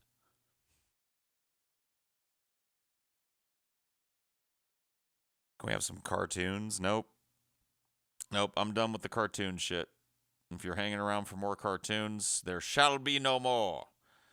The decree has been sent forth.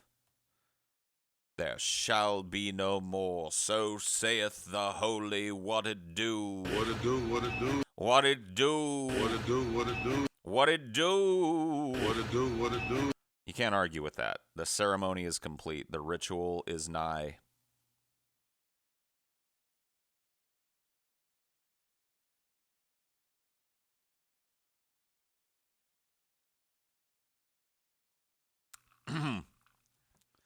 There are more cartoons that I would like to cover. We're not going to do it tonight. All right, fuck you. We'll do one more. This one's actually my favorite of the bunch. Now, God, should I give you guys... Yeah, we'll do it. Fuck it. Let me just find a good copy of it. It's really old.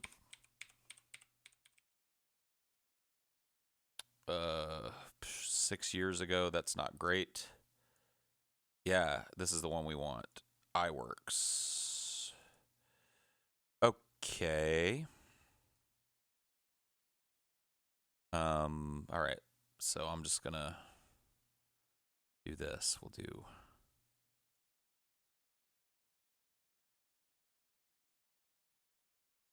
Hail His Majesty, hail His Majesty, hail His Majesty the Sun. This is a great one. This is my favorite, one of my favorite cartoons of all time. This is one that I remember watching a lot as a kid. This is called Balloon Land, or The Pincushion Man. Hold on. Let me, before I get started with this, let me pull you guys over where I can see you. So I can't see your chat right now. Hail His Majesty, hail His Majesty. All right. Now we're ready to roll. Now we're cooking with gas. All right, crank that up.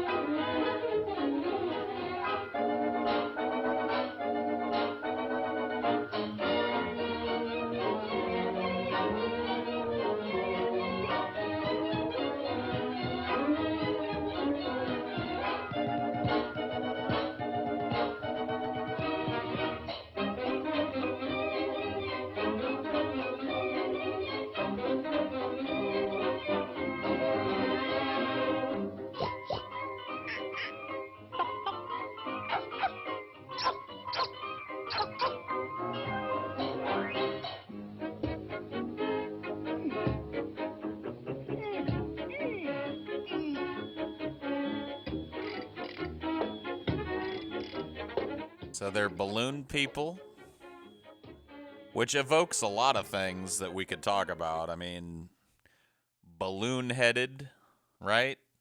Empty on the inside, full of hot air. All of these things are applicable here, I think. Ladies and gentlemen, you know what? I'm not going to spoil it for you. Let's just keep watching Balloony Land. Beware of pins. Now beware, have a care, you're just filled with air. A single pin would rip your skin, and the pin-cushion man in the forest there would pop you both if you don't take... It's quiet. It's quiet. Let me, I'll rewind that so you guys get a good listen to it, because I like this guy's little diatribe here.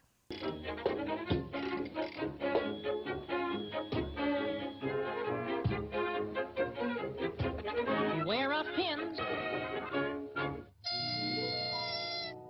Now beware, have a care, you're just filled with air. A single pin would rip your skin, and the pin-cushion man in the forest there would pop you both if you don't take care. All such trash, in the flash, I will settle his hash. I'll bust right in and twist his chin. I'll get rough, I'll get tough, I'll just call his bluff. Oh no, please don't go.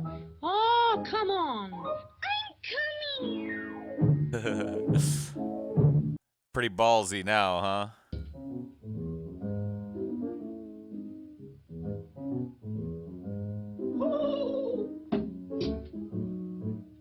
I'm scared.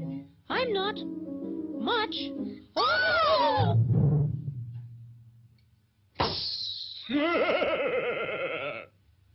I'm the old pincushion man, terror of Balloony Land.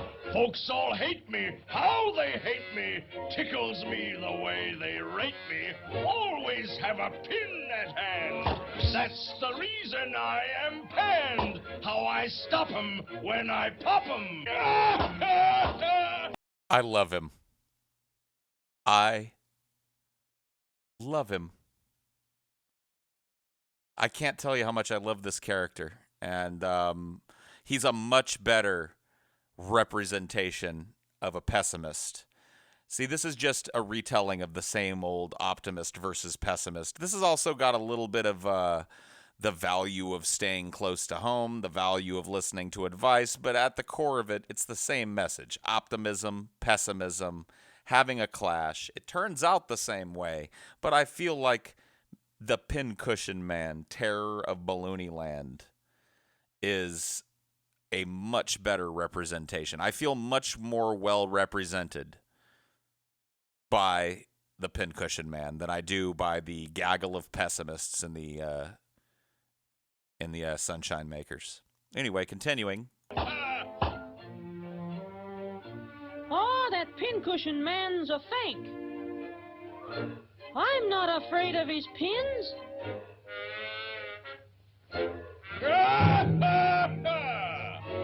So you're not afraid of pins?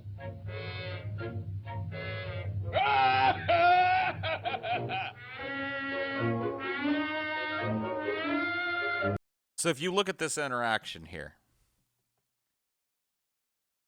he's, well, whatever. He is kind of a psychopath. But this interaction is speaking, like, there are deeper meanings to these things, deeper themes at work here, folks. This is not just a cutesy little cartoon about balloons. There's something at work here. And this exchange here is pretty typical between an optimist and a pessimist, right? The optimist is strolling through the forest going, I'm not afraid of no pessimist, by golly, by gum. I'm gonna just, if any pessimist comes up to me, any nihilist comes up to me and tries to challenge my ideas, why, I'll just twist his chin. And then one jumps out and presents his ideas to you, and you're like, oh my fucking God. No. And that's really what the pessimist is doing, right? Popping the delusions of the optimist, providing a little bit of reality to a land where people seem to just float around in a stupor all day. Here I come, bitch. I've got pins. What are you going to do now? I love this. I love this cartoon. I really do.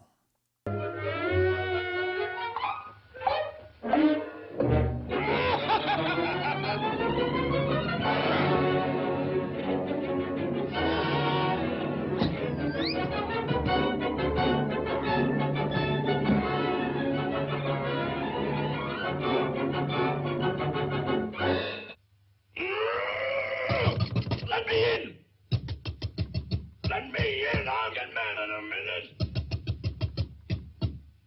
Open the gates. I want to come in. Oh, I'd better not. The folks would blow up if I let you in. Nonsense. I'm your friend. I want to give you something. Oh, that's different. What are you going to give me? This. You ne- I love him. What a dope. No, I am your friend. I'm going to give you something. Oh, well, in that case, what are you going to give me? This, bitch!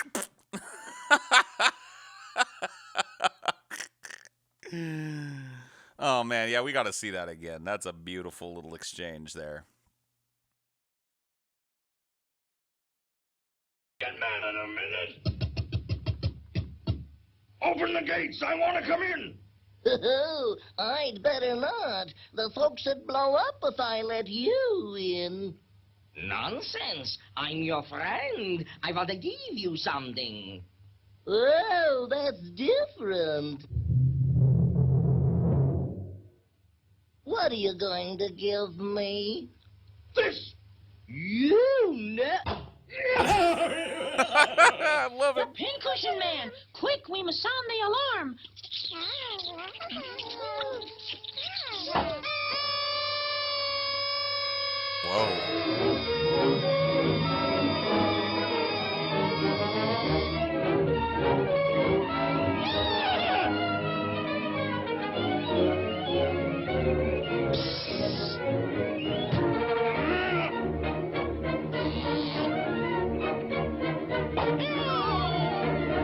Yeah, get him, Pincushion Man.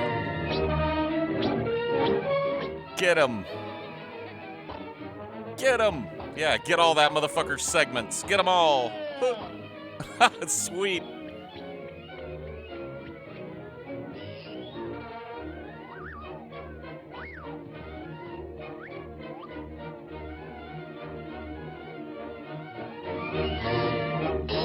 The Pincushion Man! Holy smoke!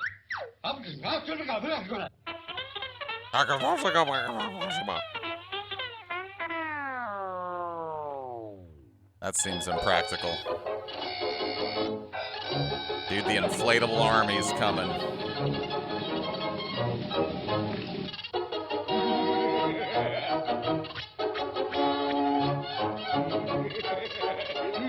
Pop, pop, pop, pop, pop, pop, pop, pop. Dude, the rubber trees are working overtime.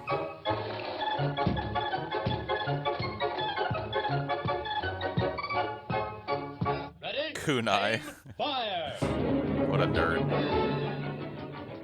Kunai. What a nerd, dude. Oh no. Contact!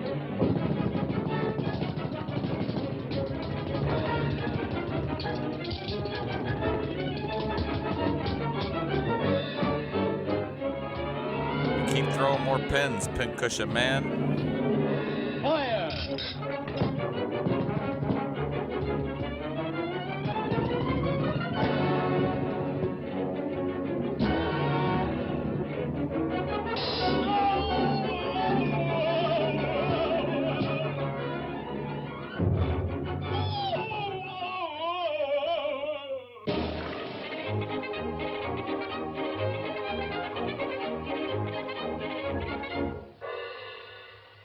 So there you go.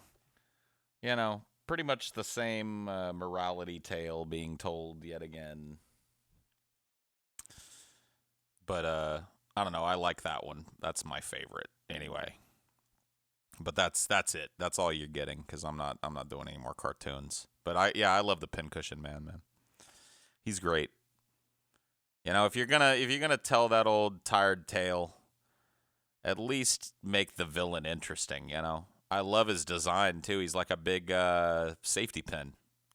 That's why he's got that long tail that he keeps hooking into his nose. It's a great design. Great character.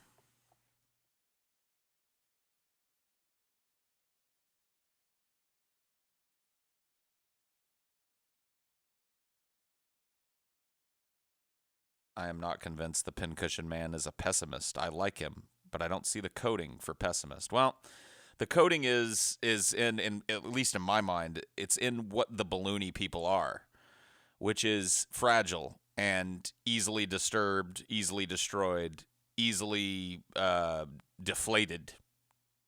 And the Pincushion Man is simply doing that. The beginning of the cartoon, they're delusionally happy, but the Pincushion Man comes and starts to rob them of their delusions of safety and security, right? These people needed his attack to remind them that it was dangerous where they lived, that life wasn't all just balloons and bullshit.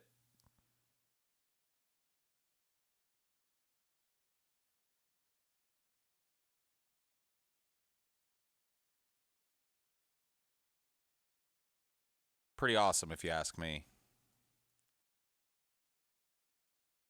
Whoa, what the fuck, man?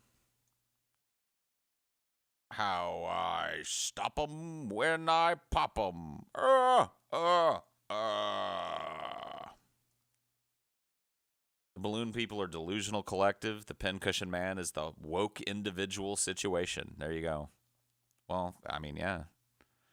The Pincushion Man is the sympathetic character in that. At least for me. I love that. What are you gonna give me? This!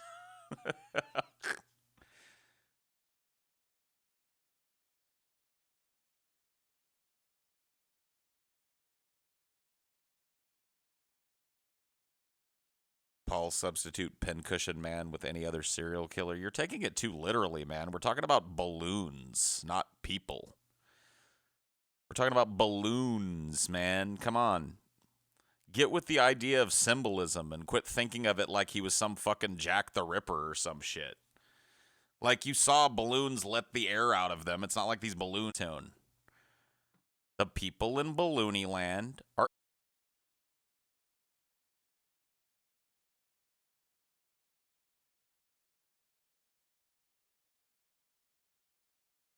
Yep. The Pincushion Man is the dose of reality needed to deflate the literally airheaded dopes. Everybody's got a role, the Pincushion Man included, and he may have been defeated this time, but he'll be back. You never defeat the Pincushion Man. We're always here. We're always here. Well, you guys are killing it with the DFF and the Patreon. Thanks for the late night company. I relate to your views and struggles a lot. Thanks, man. Thank you for the contribution. Thanks for being a patron. Thanks for watching to all of you. How I stop 'em when I pop 'em. Oh, oh, oh.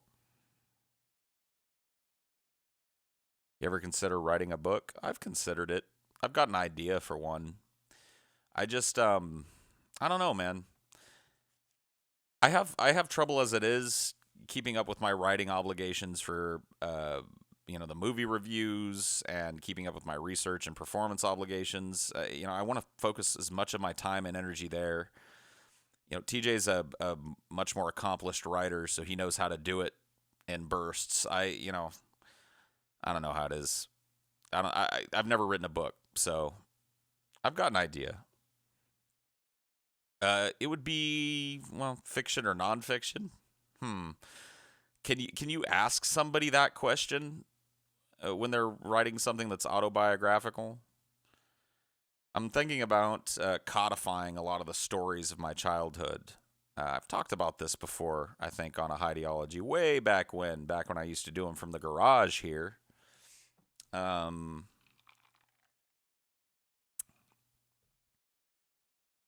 I'm thinking about calling it Beware the Giant Worm. And just telling all of the crazy stories from my childhood, committing them to paper. A collection of childhood embarrassments from yours truly.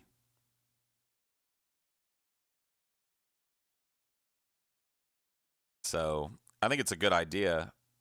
I like telling all of those stories. I'm pretty sure I could translate them pretty successfully to A book?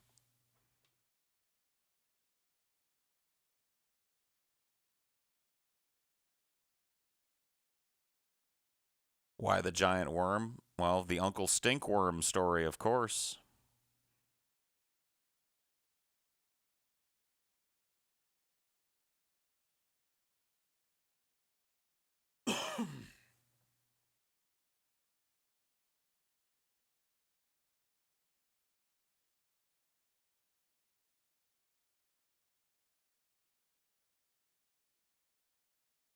Burger in face, of course that'll be in there. I mean, I'm cutting it off at like, I don't know. Part of me wants to cut it off and maybe leave room to do another book for my teenage years, and part of me wants to try and just pick the best of the best from those years and put it all in there. I'm thinking I'm going to do the former, honestly. I think I'm going to cut this one off at about, I don't know, 12. So this will be birth to 12, and then if it's successful, and this is all speculative upon me actually ever writing a book, but the way I've kind of structured it in my mind is a two-parter. It's not official. It's just something that I've got lodged in my brain that may happen in the future.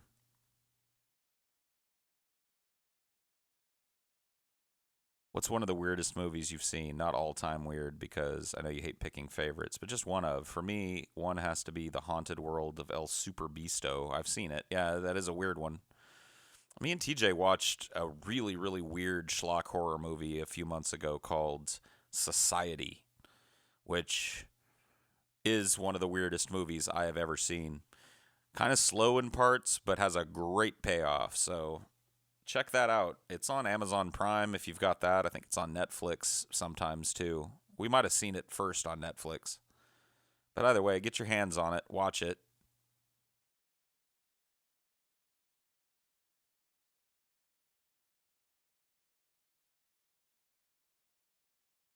Tell us a story, Paul. Nah.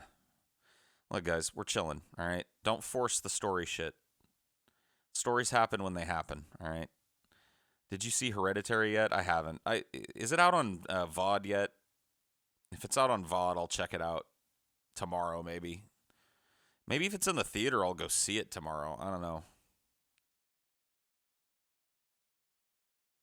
Any chance we'll get a creepypasta tonight? Probably not, my friend. See, that's why I hate doing these. Why I've done less of these is because when I do extra special stuff, like looking at cartoon, I just go get on my phone. Because at least people know that I have no intention of doing those things.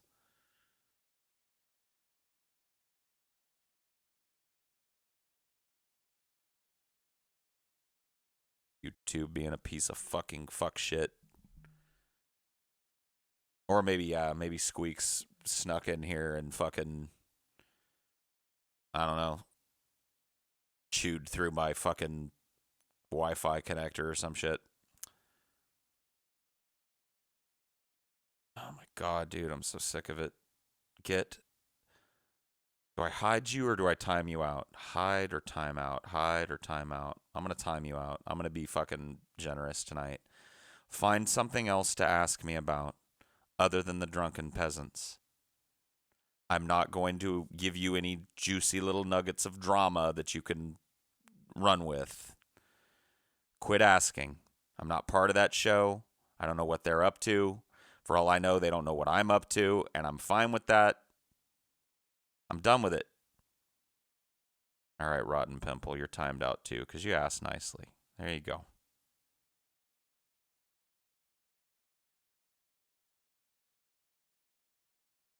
Still in the theaters, but had me in a near panic attack. The sounds and the ratcheting tension were almost too much for me. Not scary, but tense. Huh. I like that kind of movie, so maybe I'll go see it. Maybe tomorrow I'll go see it.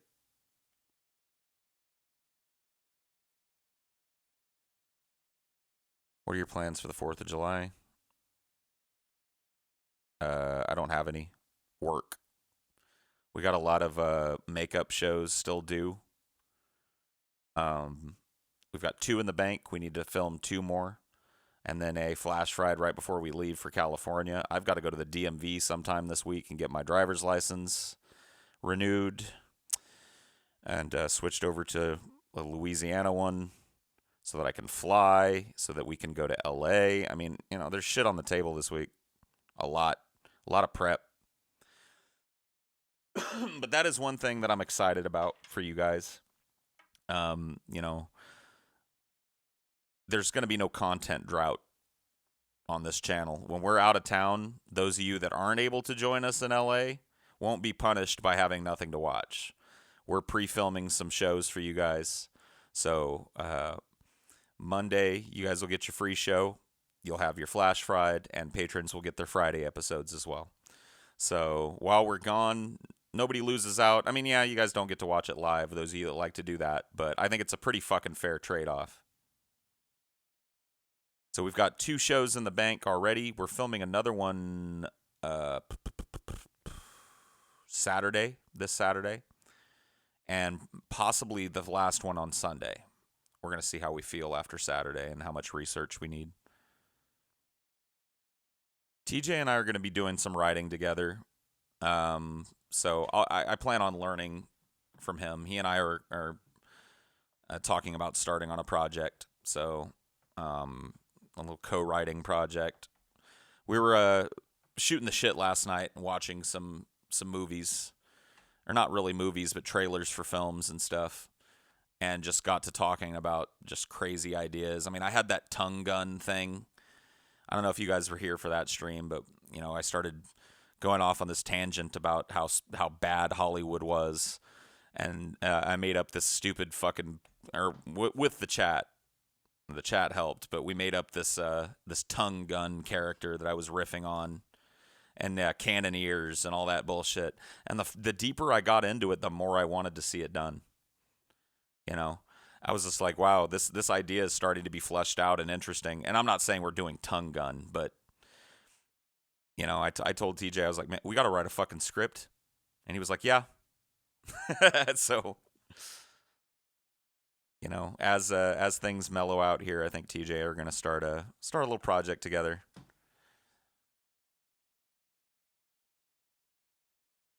You missed it. Was it a Highdeology stream? Yeah, it was. It was, I think, last night's, or the night before last. Not sure.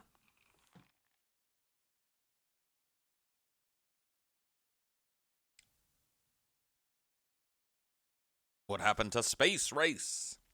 You don't even know what Space Race is. How could you ask me what happened to something that you don't know what it is? I'm sorry, but... You blew it!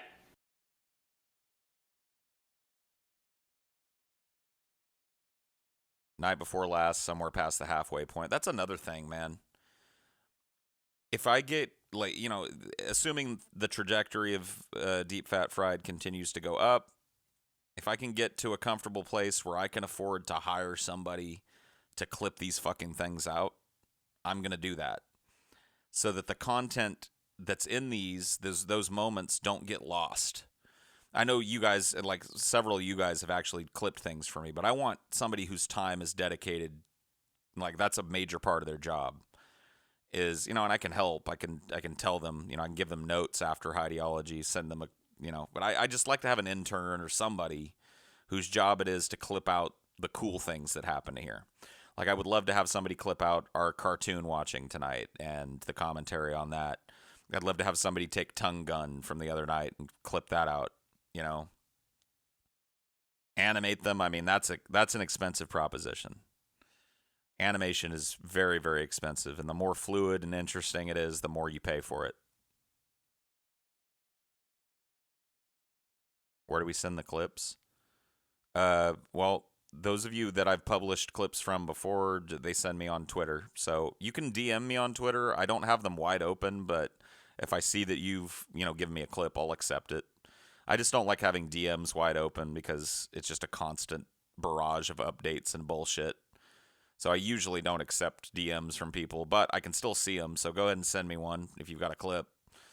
But yeah, eventually I'd like to have somebody whose job it is, at least part of their job is clipping up Highdeologies and finding the good parts in it, cutting out the bullshit, like, you know, not leaving them uninterrupted. Like, I don't mind, like, I want jump cuts, not like tons of jump cuts. I don't want like Philly D level jump cuts, but, You know, when I stop to take a drink or cough or, you know, there's a long pause or a weird digression, I want somebody to take that out.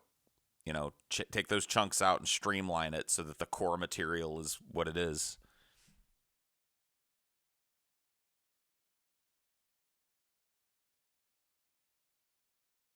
Do-do-do-do-do.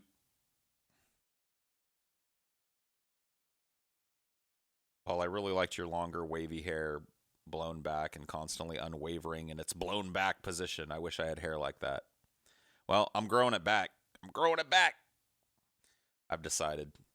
Yeah, I did. I shaved my head, and I felt better for like a day. And then on day 2, I was like, man, I wish I had all that fucking hair back. So I've learned my lesson. I'm going to have long hair, and that's just all there is to it, at least for the foreseeable future. There's no reason for me not to either. One of the only genetic lotteries that I won was the baldness lottery. I just won't. My dad's still got a full head of hair. My grandfathers on both sides of my family died with full fucking heads of hair. So I'll have a little thinning. My dad, you know, and grandpa thinned out a little, but no bald spot, no bullshit. So fuck it. I'm going to have nice, long, flowing hair. Well, I don't think my hair will get as long as TJ's. TJ's got straight hair and my hair is curly, so.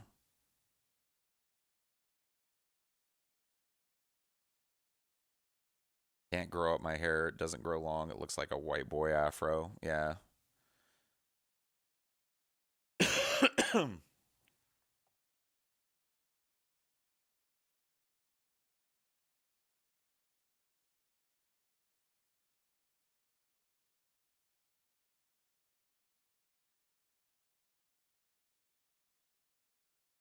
I forget where your baldness heredity tends to come from.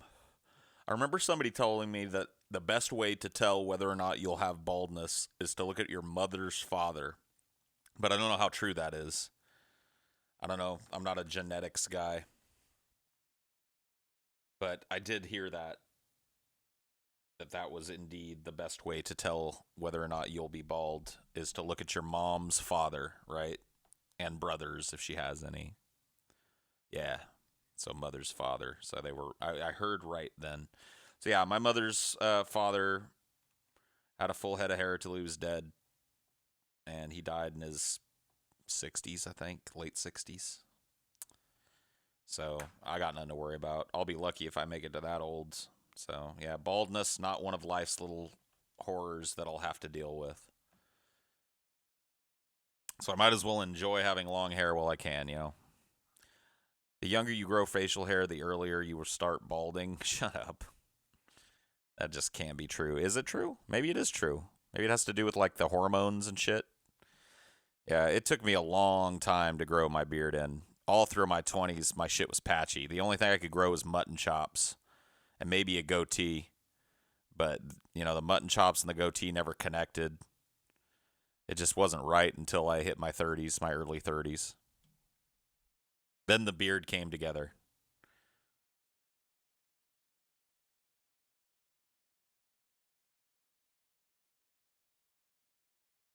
Stitch shit mixed with goat's milk into your skin to prevent baldness and black plague. Oh, shit.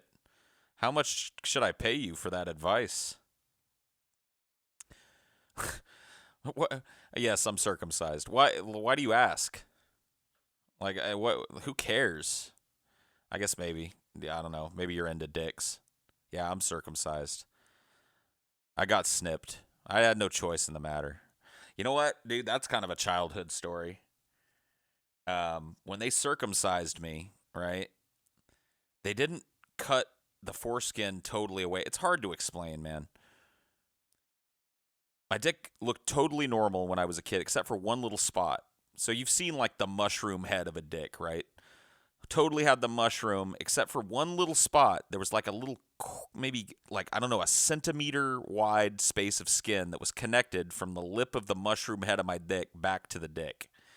The remnants of my foreskin. Part of the foreskin that the doctor neglected to rip away. Don't worry about going into detail. Oh, too late for that. I have to go into detail for the story. You have to understand what it is. Yeah. So and that was all through my childhood. And I knew it wasn't right. Like, I knew looking at it, it wasn't supposed to be there. But one day it just disappeared. It was after I'd started spanking the monkey. So I assume my furtive chafing of my carrot finally ripped that little tiny piece of skin off, and I probably didn't even feel it. And, I just noticed one day it was gone. Well, later on in my life, all right, my first serious girlfriend, not my first girlfriend, but my first, like live-in, serious, in the real adult world outside of high school girlfriend. I bring her home to meet my mom. And one of the first times I had her over, it wasn't the first time, but one of the first times I had her over, we're all sitting in my mom's kitchen. We're sitting at the bar that looks into it, and my mom's in the kitchen cooking like she always is. And she's like, PJ, something's been on Mama's mind. And I'm like, all right, well, what? She's like, oh, I don't know how to say this, but I guess it's all right that she's here because she'd know what I was talking about. And I'm like, what? She points at my girlfriend. She's like, she'd know what I'm talking about. And I'm like, what? It ain't going to be about nothing she ain't seen is what I'm saying. And I'm like, what is this going to be about? She said, right in front of my girlfriend, she was like, now, I'm like 19 at this point, Right in front of her, she's like, that little flap of skin that was on your penis? I'm like, Mom. She's like, you know what I'm talking about? That little flap of skin that was on your little penis. Now, I never bothered you about it when you were little, but I've always wondered if that went ahead and took care of itself or not. And I was like, Mom, now? Now? She's like, well, I just thought of it now. I don't know what to say. I just, I think of it from time to time. I just wonder. I worry about that. Now that you've got a girlfriend, I'm just, I was worried. I'm like, Mom, that fucking shit snapped off when I was like 10 and I didn't even notice it. She's like, oh, good. So it looks all normal down there now? I'm like, Mom, please. Why am I bringing this up? Because somebody asked if I was circumcised. I'll be right back.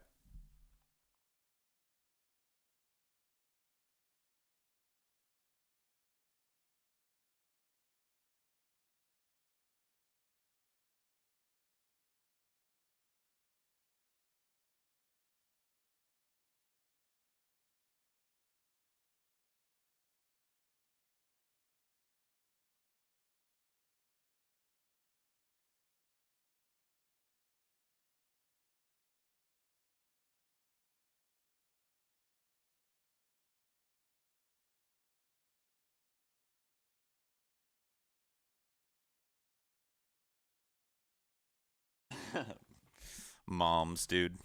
Holy shit. And you know what the funny thing is? As soon as we were out of earshot of my mom, the first thing my girlfriend asked me was, what the fuck is wrong with your dick? And why haven't you told me about it?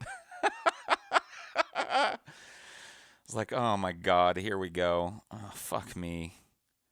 Nothing is wrong with my dick. It's fine. My mother's crazy. Please.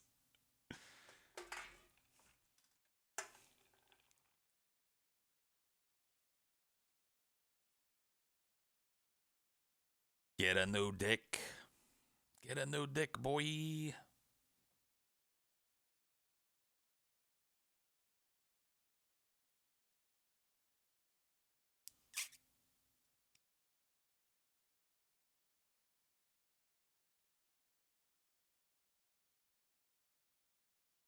She knew about it and just left it. That was the doctor's advice. And it turned out to be right. The doctor was like, look, I could snip that, and he's going to be in pain, and you'll have to put ointment on it, but that thing is going to break on its own. It's just a tiny little piece of skin. It's not going to last through puberty and shit. He's going to be fine. And he was right. It just disappeared.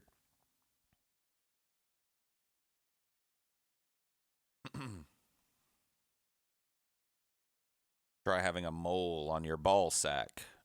A mole? What's wrong with having a mole on your ball sack? What's wrong with that? Like a mole anywhere else, isn't it? What is your, like, does it make your ball sacks are already ugly as fuck. A mole is not like dressing down a ball sack. Just tell bitches that your nuts have a beauty mark. Isn't that what bitches used to call a mole back in the 50s and shit? It's not a mole on my face, it's a beauty mark. Yeah, tell them your balls have a beauty mark, bro.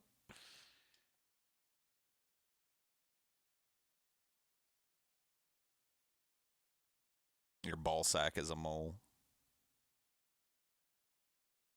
That's gross. That's gross.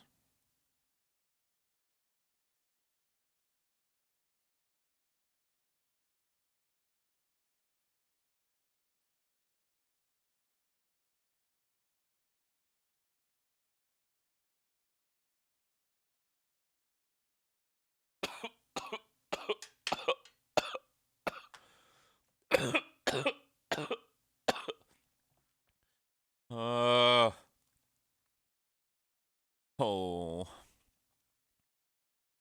Life is unfair.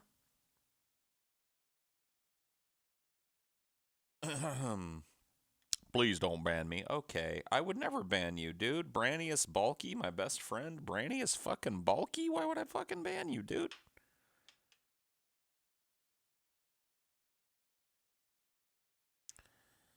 The state must receive 100 foreskins as tribute, according to the Bible. Oh. Well, fuck me. I did not know that. What is this? What's wrong here? Oh, that's the wrong fucking shit that I'm grabbing. That's what's wrong there. Oh, because it's in 3 blob. I see. So I'd have to go to 3 blob and manipulate you guys there. Okay, let's see. I'll try and fix this chat a little bit. Make you guys a little bit easier to read on the screen, maybe? Without sacrificing viewing area, hopefully? I don't know. You know, this might look better if this was over here. What do you think? Let's try it out. Yeah. There we go. What about that? No? No? Why not? Then you guys are bigger and easier to read a little bit, you know what I mean? Looking good? Yeah. Life is unfair. Yeah, I like this. This is all right. As long as the chat's always up.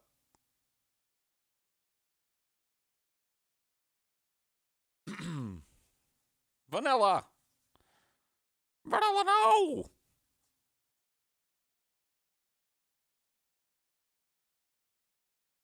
Way down south. Hail His Majesty, hail His Majesty, hail His Majesty the sun.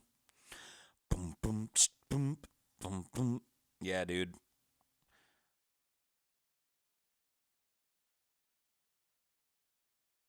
You want that as your ringtone? Well, go to YouTube, download that stupid video, clip out that part, and make it your ringtone. Like, what's stopping you?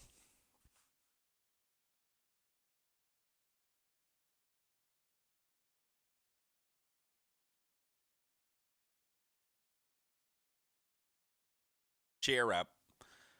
Don't make your life so awful. Cheer up. Why do you sigh? Cheer up.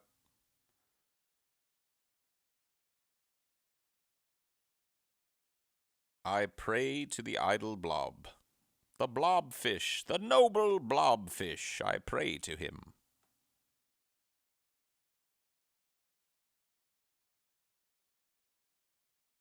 Let's talk about something cool like porn. All right, well, what do you want to talk about with porn? I can't cheer up because depression? Oh, nonsense. Here, just drink some of this sunshine juice. That'll clear up your depression. Hold on. All right, you're depressed, dude. I understand that, but let me see. Has anybody ever given you this advice? Why don't you try and turn that frown upside down? Feel better already, don't you?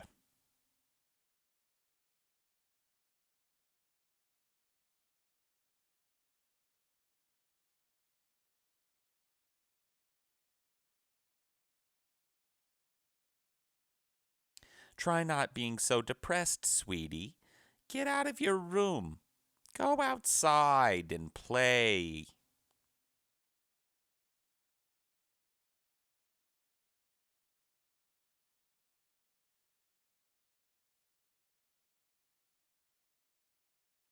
I'm the penny cushion man, terror of Balloony Land. How I stop 'em when I pop 'em. Oh, ho, ho.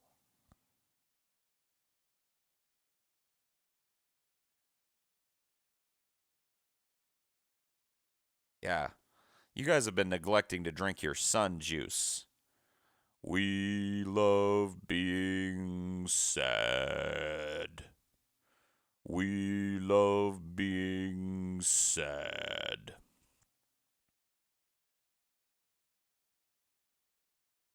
You don't want to become one of those pessimists over there in dirty old junky pessimist town, do you? Cheer up, bucko. Clean your room. Yeah, dude. We hate love. They kind of looked like Manson too, now that I think about it, didn't they? Those pessimist guys kind of had a Manson-ish look to them. We hate love. We love hate. Hi, guys. So, the rest of tonight's stream is going to be an ASMR stream. I'm going to read you some funny things from the internet. I'm going to hang out and just have a very, very, very slow, relaxing time. Just going to hang out together, guys. There's really no impetus. There's really no impetus for us to be loud. We can be quiet. We can all be quiet and just enjoy the stillness and the quietness together. I can even do some things that might sound pretty nice to you. For instance, I might be able to swirl around this cup with some ice in it. It sounds nice, doesn't it? It sounds really nice. That sound a whole lot. Would you like to hear that again? I think I'd like to hear that again. Let's try it again. Here we go.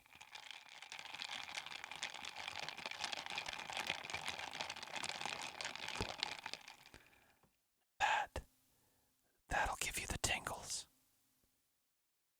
I really like being quiet sometimes. I'm usually a very loud person, but I do enjoy the value of lowering my voice and just enjoying the stillness and the quietness.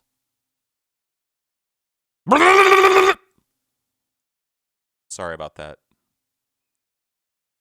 Gotcha.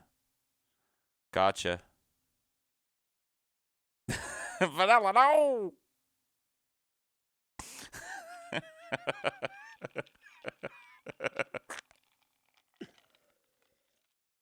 Got him.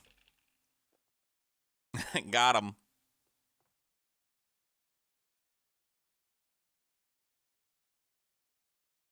Vanilla, no.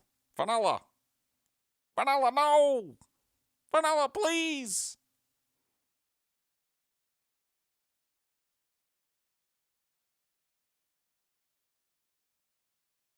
Got him. Jump scare. Guys weren't expecting a jump scare on a Highdeology, were you?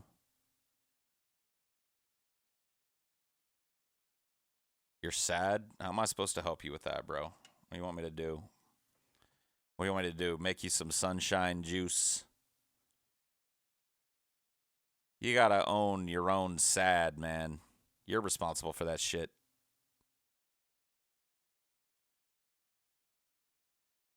This stream is a roller coaster ride, indeed. ASMR, Paul. Can you do like non-whispering ASMR? Like, what about like really quiet, bassy ASMR? Hi, my name's Paul Zico, and I won't do it to you again, by the way, just so you know. I only pull that gag once. You don't have to worry about it in the future. That's a mean gag, you know. You only pull that once, otherwise people never trust you again. You're the little boy who cried wolf. Fool me once, shame on you. You have to actually turn up your mic volume for ASMR, because if I whisper with my mic volume at normal, it's not going to pick up through my compressor. It's all good, Paul. We saw it coming. Some of you did, but I nailed some of you.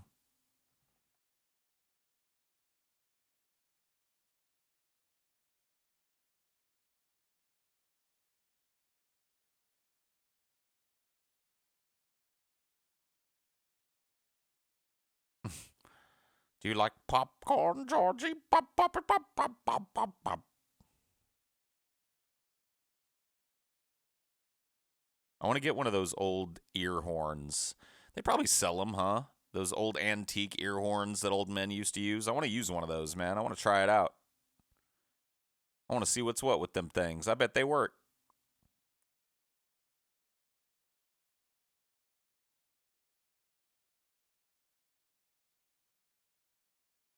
Maybe on eBay, yeah. Some specialty website.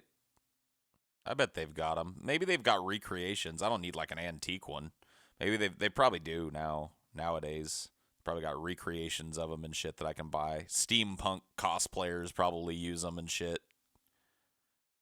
Make one out of paper. Nah, man, I want one that looks cool.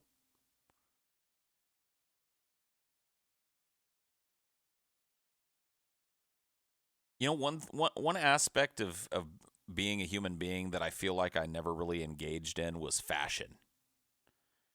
I always just kind of wore whatever was comfortable and hid my fat. You know what I mean? When I was a kid, I didn't get to dress myself, really. And then when you don't get to pick out all your own clothes. Your parents buy that shit for you. Then when you get old enough to like want to pick out your own clothes, it's just like all I cared about was, does this hide my bulgy ass fat down the front of me? And usually the answer was no, but some clothing, hit it better than others. A lot of black t-shirts, baggy jeans, baggy t-shirts, you know what I mean? So I've never really engaged in fashion. I dress that way still. Like the only time I've ever dressed differently is for jobs. Like at Starbucks, you used to have to wear like a button-down white shirt and khakis and your apron and shit, so I dressed like that. And then at my school district job, I had to wear slacks and dress shoes and a polo shirt and shit, so I dressed like that for the job. But I've never, like, does it make sense? I've never had like a look. You know how people have looks, you know? They've got like a cohesive sense of fashion that travels from one end of their wardrobe to the next. You know, they've got a sense of style and shit. Well, I've never experienced that, and I kind of think I'd like to. Like if I get thinner, if I get down to my goal weight, which is like 210, I'll look pretty svelte, What does a guy like me do though in that situation? I guess the girls around me could help me, huh? Like Ashley would probably be able to pick out cool looking things for me, and Chelsea, could probably help out too. But are there people that'll like help you with that? Like you can hire and shit? Is that a thing? I assume it is for celebrities and whatnot, right? I'm not saying I'm a celebrity. I'm just saying I assume there are people out there that make their living like telling people how to dress.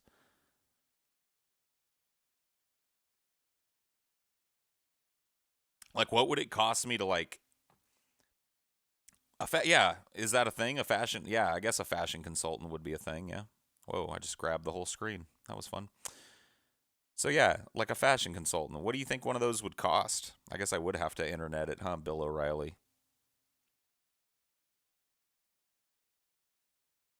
called a stylist? Oh, okay. So is it a, well, I thought that was for hair. I thought a stylist was a hair person. Am I wrong?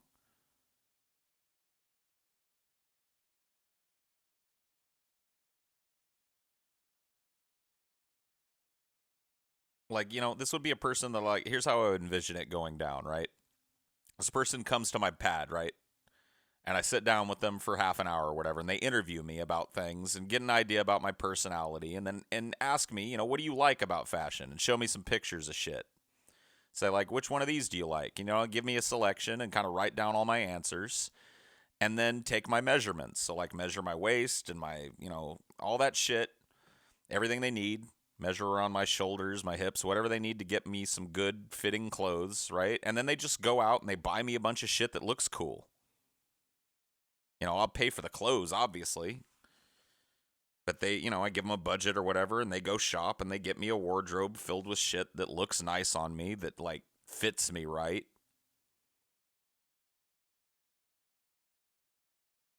Average cost is $220, but they make around $80,000 a year. What? They must work all the fucking time then. I wouldn't need the person more than one time. Is it weird that I even care about that? But I kind of do. And not even really because I care how I look. It's just, it's a part of human life that I've never really engaged in as an adult. Like, ooh, I look nice in this. That's not in my vocabulary. It'd be cool to see what that feels like.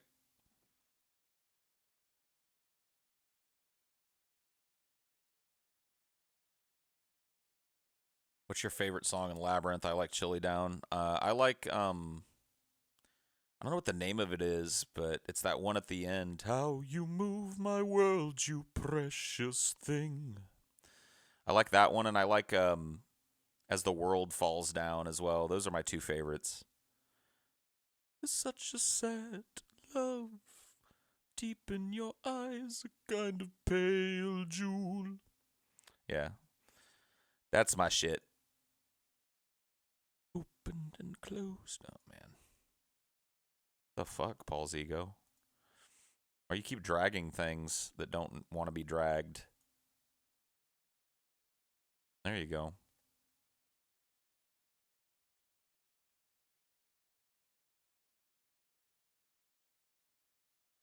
Dance Magic Dance is great, but I like the slower, I like the ballads, man. I like the ominous sound of that final song. Let's see,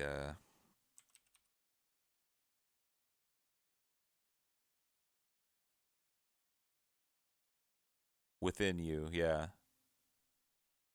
No one. You've run so long, you've run so far.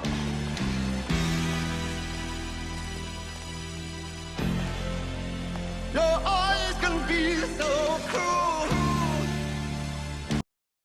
Yeah. Moody as fuck.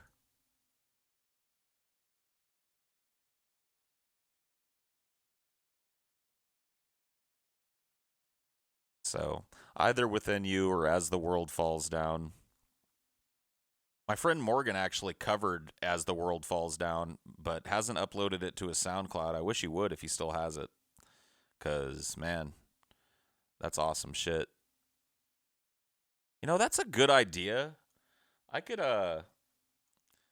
SoundCloud some shit. I could go to Morgan's SoundCloud and, like, play you guys some of his music when I leave and stuff. Maybe even play some of it in the background. I know Morgan doesn't give a fuck.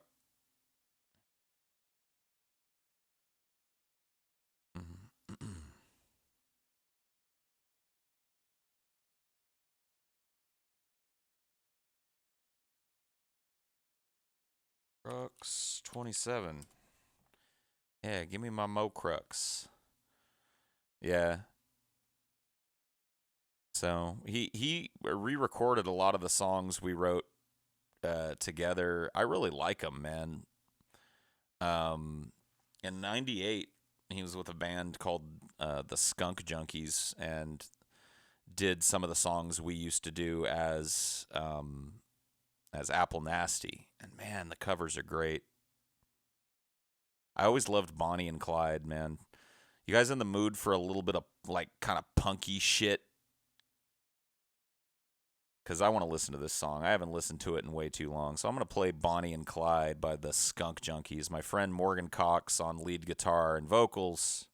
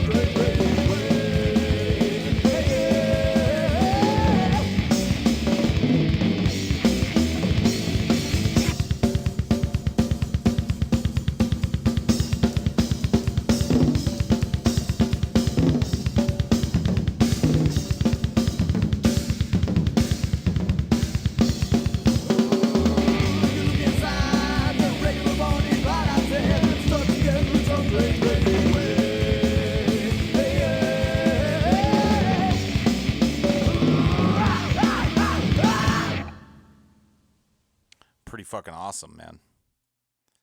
Yeah.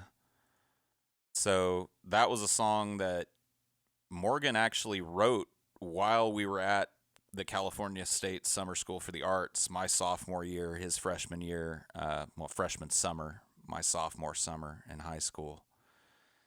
And we used to play around with it, but the high fidelity recording, well, I mean, the higher fidelity recording, that's obviously not a hi-fi recording, but, you know, it got some production treatment, and I really think it came out better. There's so many good songs, man. There's one that's kind of like racially insensitive that I'd like to play for you guys, but I'm afraid you'd think less of me for it because I wrote the lyric, but I don't know. It's called Grapes and More. It's like a little ballad about my hometown. And this is the best recording of it by far. It's a really pretty song, but there's a particular lyric in it that's not great. I'll play it in a little bit. I shall play it in a little bit. Yeah, isn't it yeah. Hold on, I gotta open something up here. I'm gonna try to do something here. Oops. Let me open this up and see if I can rig some, no, that's that. Okay, so it's a rain meter thing. Okay, good to know. Rain meter. Rain meter. Let's see.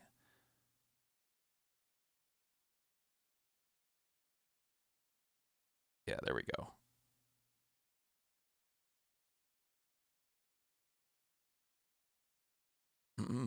That's not what I wanted, though.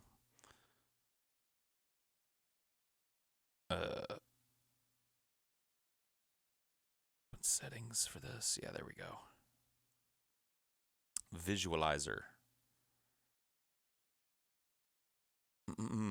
So let me see. If I play this, I'm going to play a little bit. Sorry, I'm just testing something out with you guys. I should probably do this shit off stream, but whatever. I have time now, so bear with me for a moment.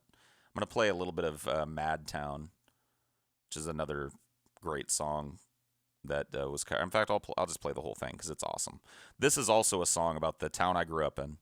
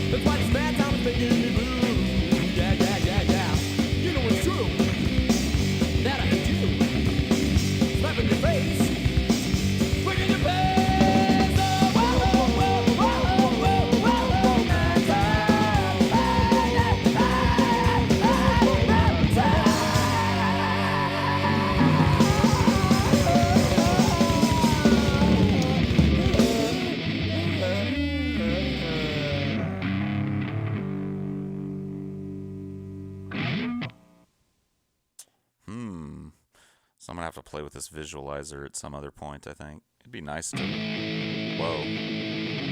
Alright, hold on. Alright, we've already heard Bonnie and Clyde tonight. For whatever reason, do I need to, like, reload Rain Meter? Maybe that's what I need to do. Let's see, can I exit? Yeah, let me exit Rain Meter and then reopen it. Maybe that'll work. Rain Meter. Okay. And if I play that again... Nope. Nope, nope, nope. So for whatever reason, it no worky no more. If I fucking fuck with this, does it work? It's acting all fucking weird.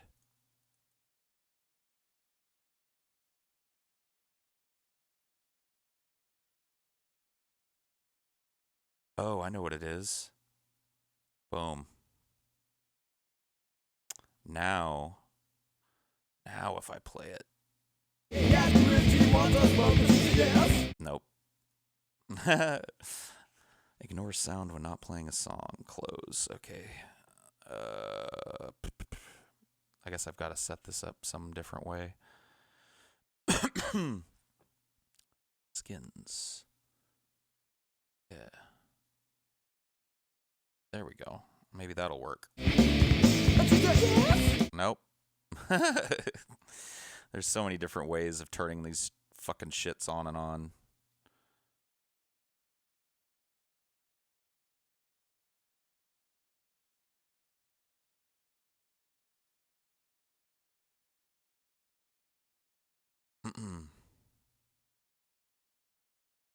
Where the fuck did you guys go?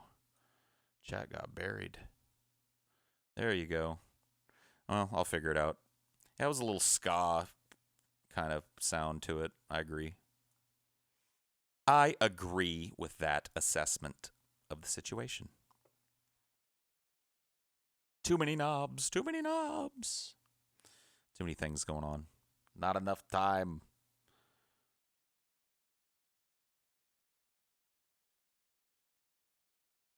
All right. Well, I'm going to go ahead and end this.